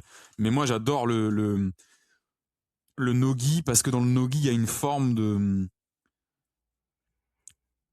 il y a beaucoup moins de pouvoir dans les saisies en fait. C'est-à-dire que Ouais. je sais pas comment Bah oui. expliquer.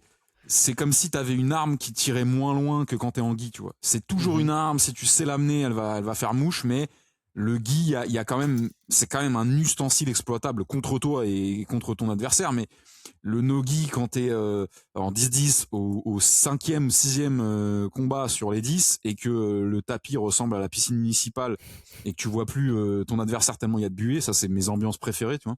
Mhm. Euh, vas-y mon gars, va le choper, tu vas voir que c'est un autre Ouais. délire, tu vois. Et Mais ça du j'adore coup, parce que ça t'oblige à produire d'une manière complètement différente. ouais. Et, Parce euh, que du et coup, c'est défensivement, c'est le gi pour te défendre, c'est vachement plus simple, je dirais, entre guillemets, parce que pour le coup, rétention de garde en no-gi, waouh, ah, tu moi je vois, suis pas d'accord. Ok.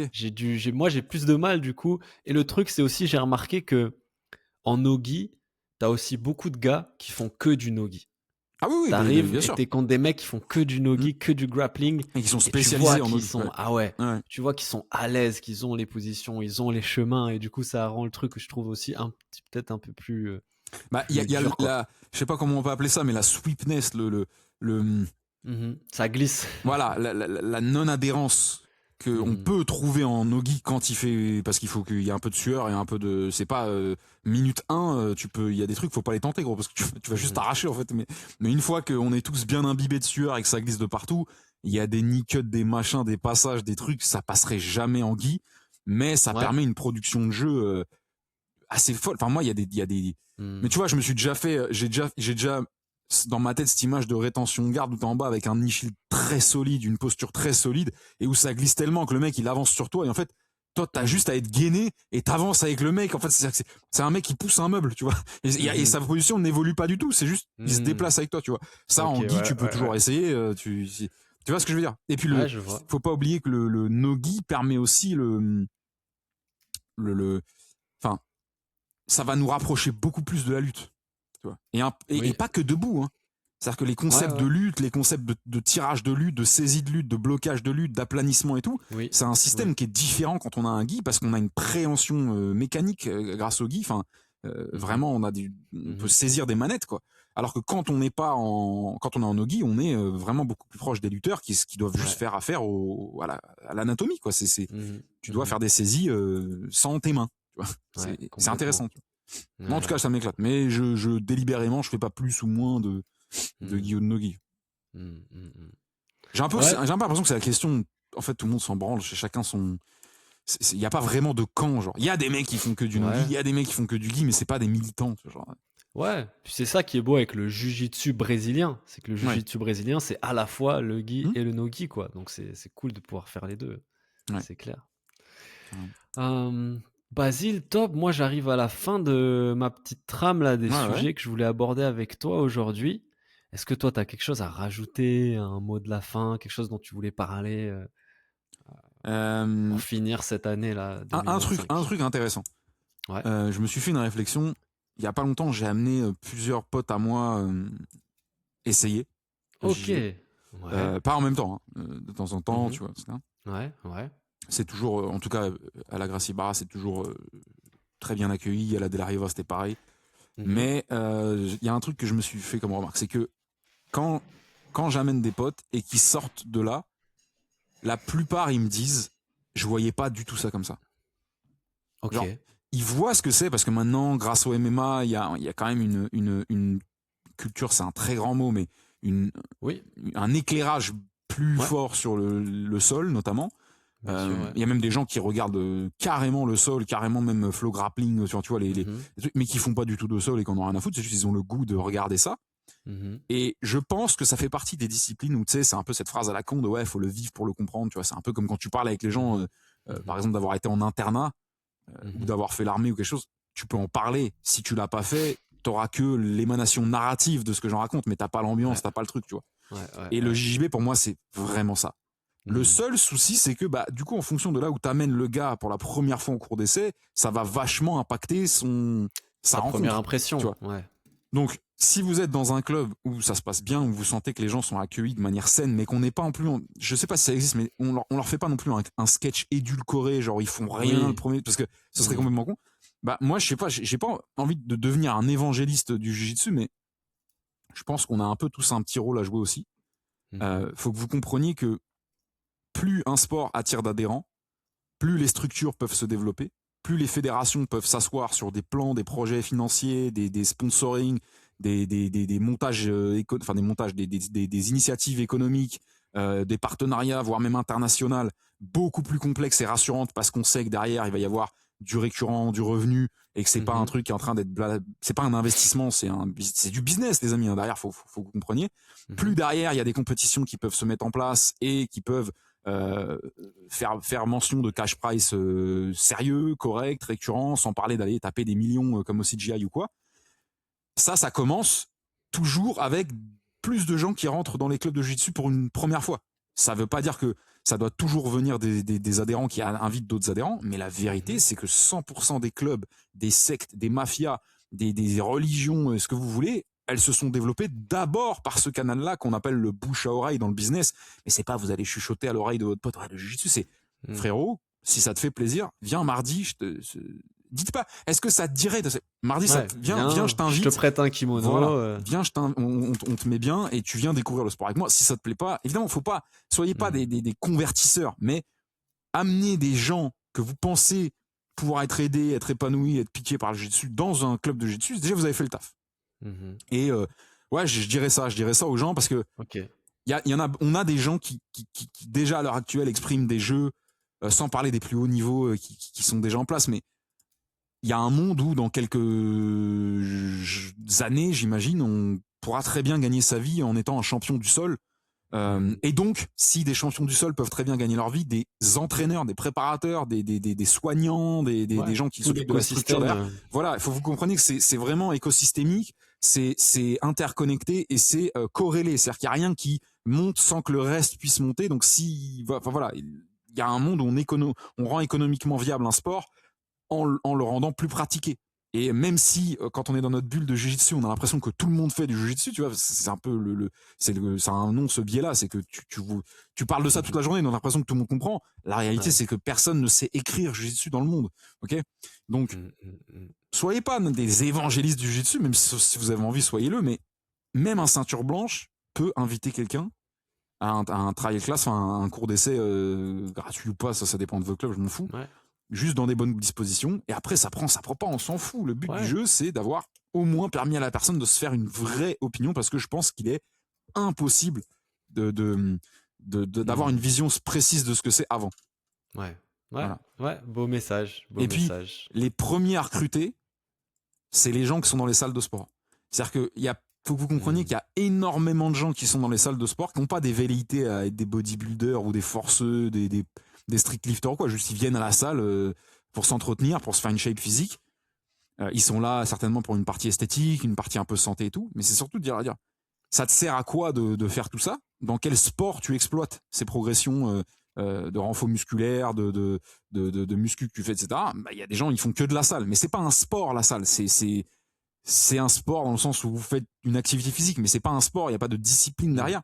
Et moi, je pense que conjuguer des beaux renforcements musculaires, des travails à la salle ou quoi, avec un sport de combat, c'est le truc, c'est le mélange le plus. Mais vous vous rendez pas compte de niveau cardio, santé, physique. Alors oui, il y a des blessures, ce que vous voulez, mais ça, c'est à vous de faire gaffe. Et donc, il y a des gens qui vont pousser à la salle 5 fois par semaine, mais peut-être que 2 fois par semaine, plutôt que d'aller pousser à la salle, tu peux faire du JJB, tu verras. Déjà, les gains, ils seront décuplés parce que c'est une variation. Vous n'avez pas idée de ce qu'on fait avec nos corps pendant un long cours de JJB. Enfin, on exploite vraiment beaucoup de capital musculaire et calorique du corps. Donc voilà, n'hésitez pas à aller ramener des gens dans les clubs. Et puis même pour votre propre club. Hein. À chaque fois que vous ramenez quelqu'un qui finit par s'inscrire, il faut que vous compreniez que vous aidez le club à intégrer du revenu récurrent. Et petit à petit, ça fait et puis voilà, maintenant on a assez de fonds pour changer le tatami, maintenant on a assez de fonds pour vous emmener en stage. Vous voyez ce que je veux dire? On peut tous un peu s'investir là-dedans sans avoir à mettre notre oseille ou quoi, juste en faisant marcher le bouche à oreille et en étant un petit peu invitant, un petit peu, vas-y, viens, on est bien, tu connais ce même, allez, viens. Voilà. Je sais pas si t'es d'accord avec ça, mais bon message. Tu sais, moi, pas trop passif, quoi. C'est comme ça que j'ai commencé le jiu-jitsu. Enfin, c'est pas exactement parce que c'est pas un pote qui m'a amené dans son club, mais c'est un pote qui en faisait, qui m'a dit il faut absolument que t'en fasses, qui m'a donné un kimono et qui m'a dit trouve le club le plus proche de chez toi et va tester. Et c'est comme ça que j'avais testé et que je m'y suis mis. Donc, c'est un beau message pour finir cet épisode. Basile, merci beaucoup. Merci à toi pour ce petit échange. Merci à tous ceux qui nous auront écoutés. Prenez soin de vous, prenez soin les uns des autres. On se retrouve l'année prochaine, en 2026, pour de nouvelles aventures là autour du Jiu-Jitsu. Et dites-nous votre sensibilité sur la question de qu'est-ce qu'on fait du format. Qu'est-ce que vous pensez qu'il est le plus optimal pour vous et pour le podcast de faire du format, sachant qu'il n'y a pas de pression, quoi que ce soit. Tout va très bien. Mais ça nous intéresse d'avoir votre point de vue. Quoi. Yes. Merci Basile, merci à tous. Toi. À bientôt. Merci à tout le monde. Os.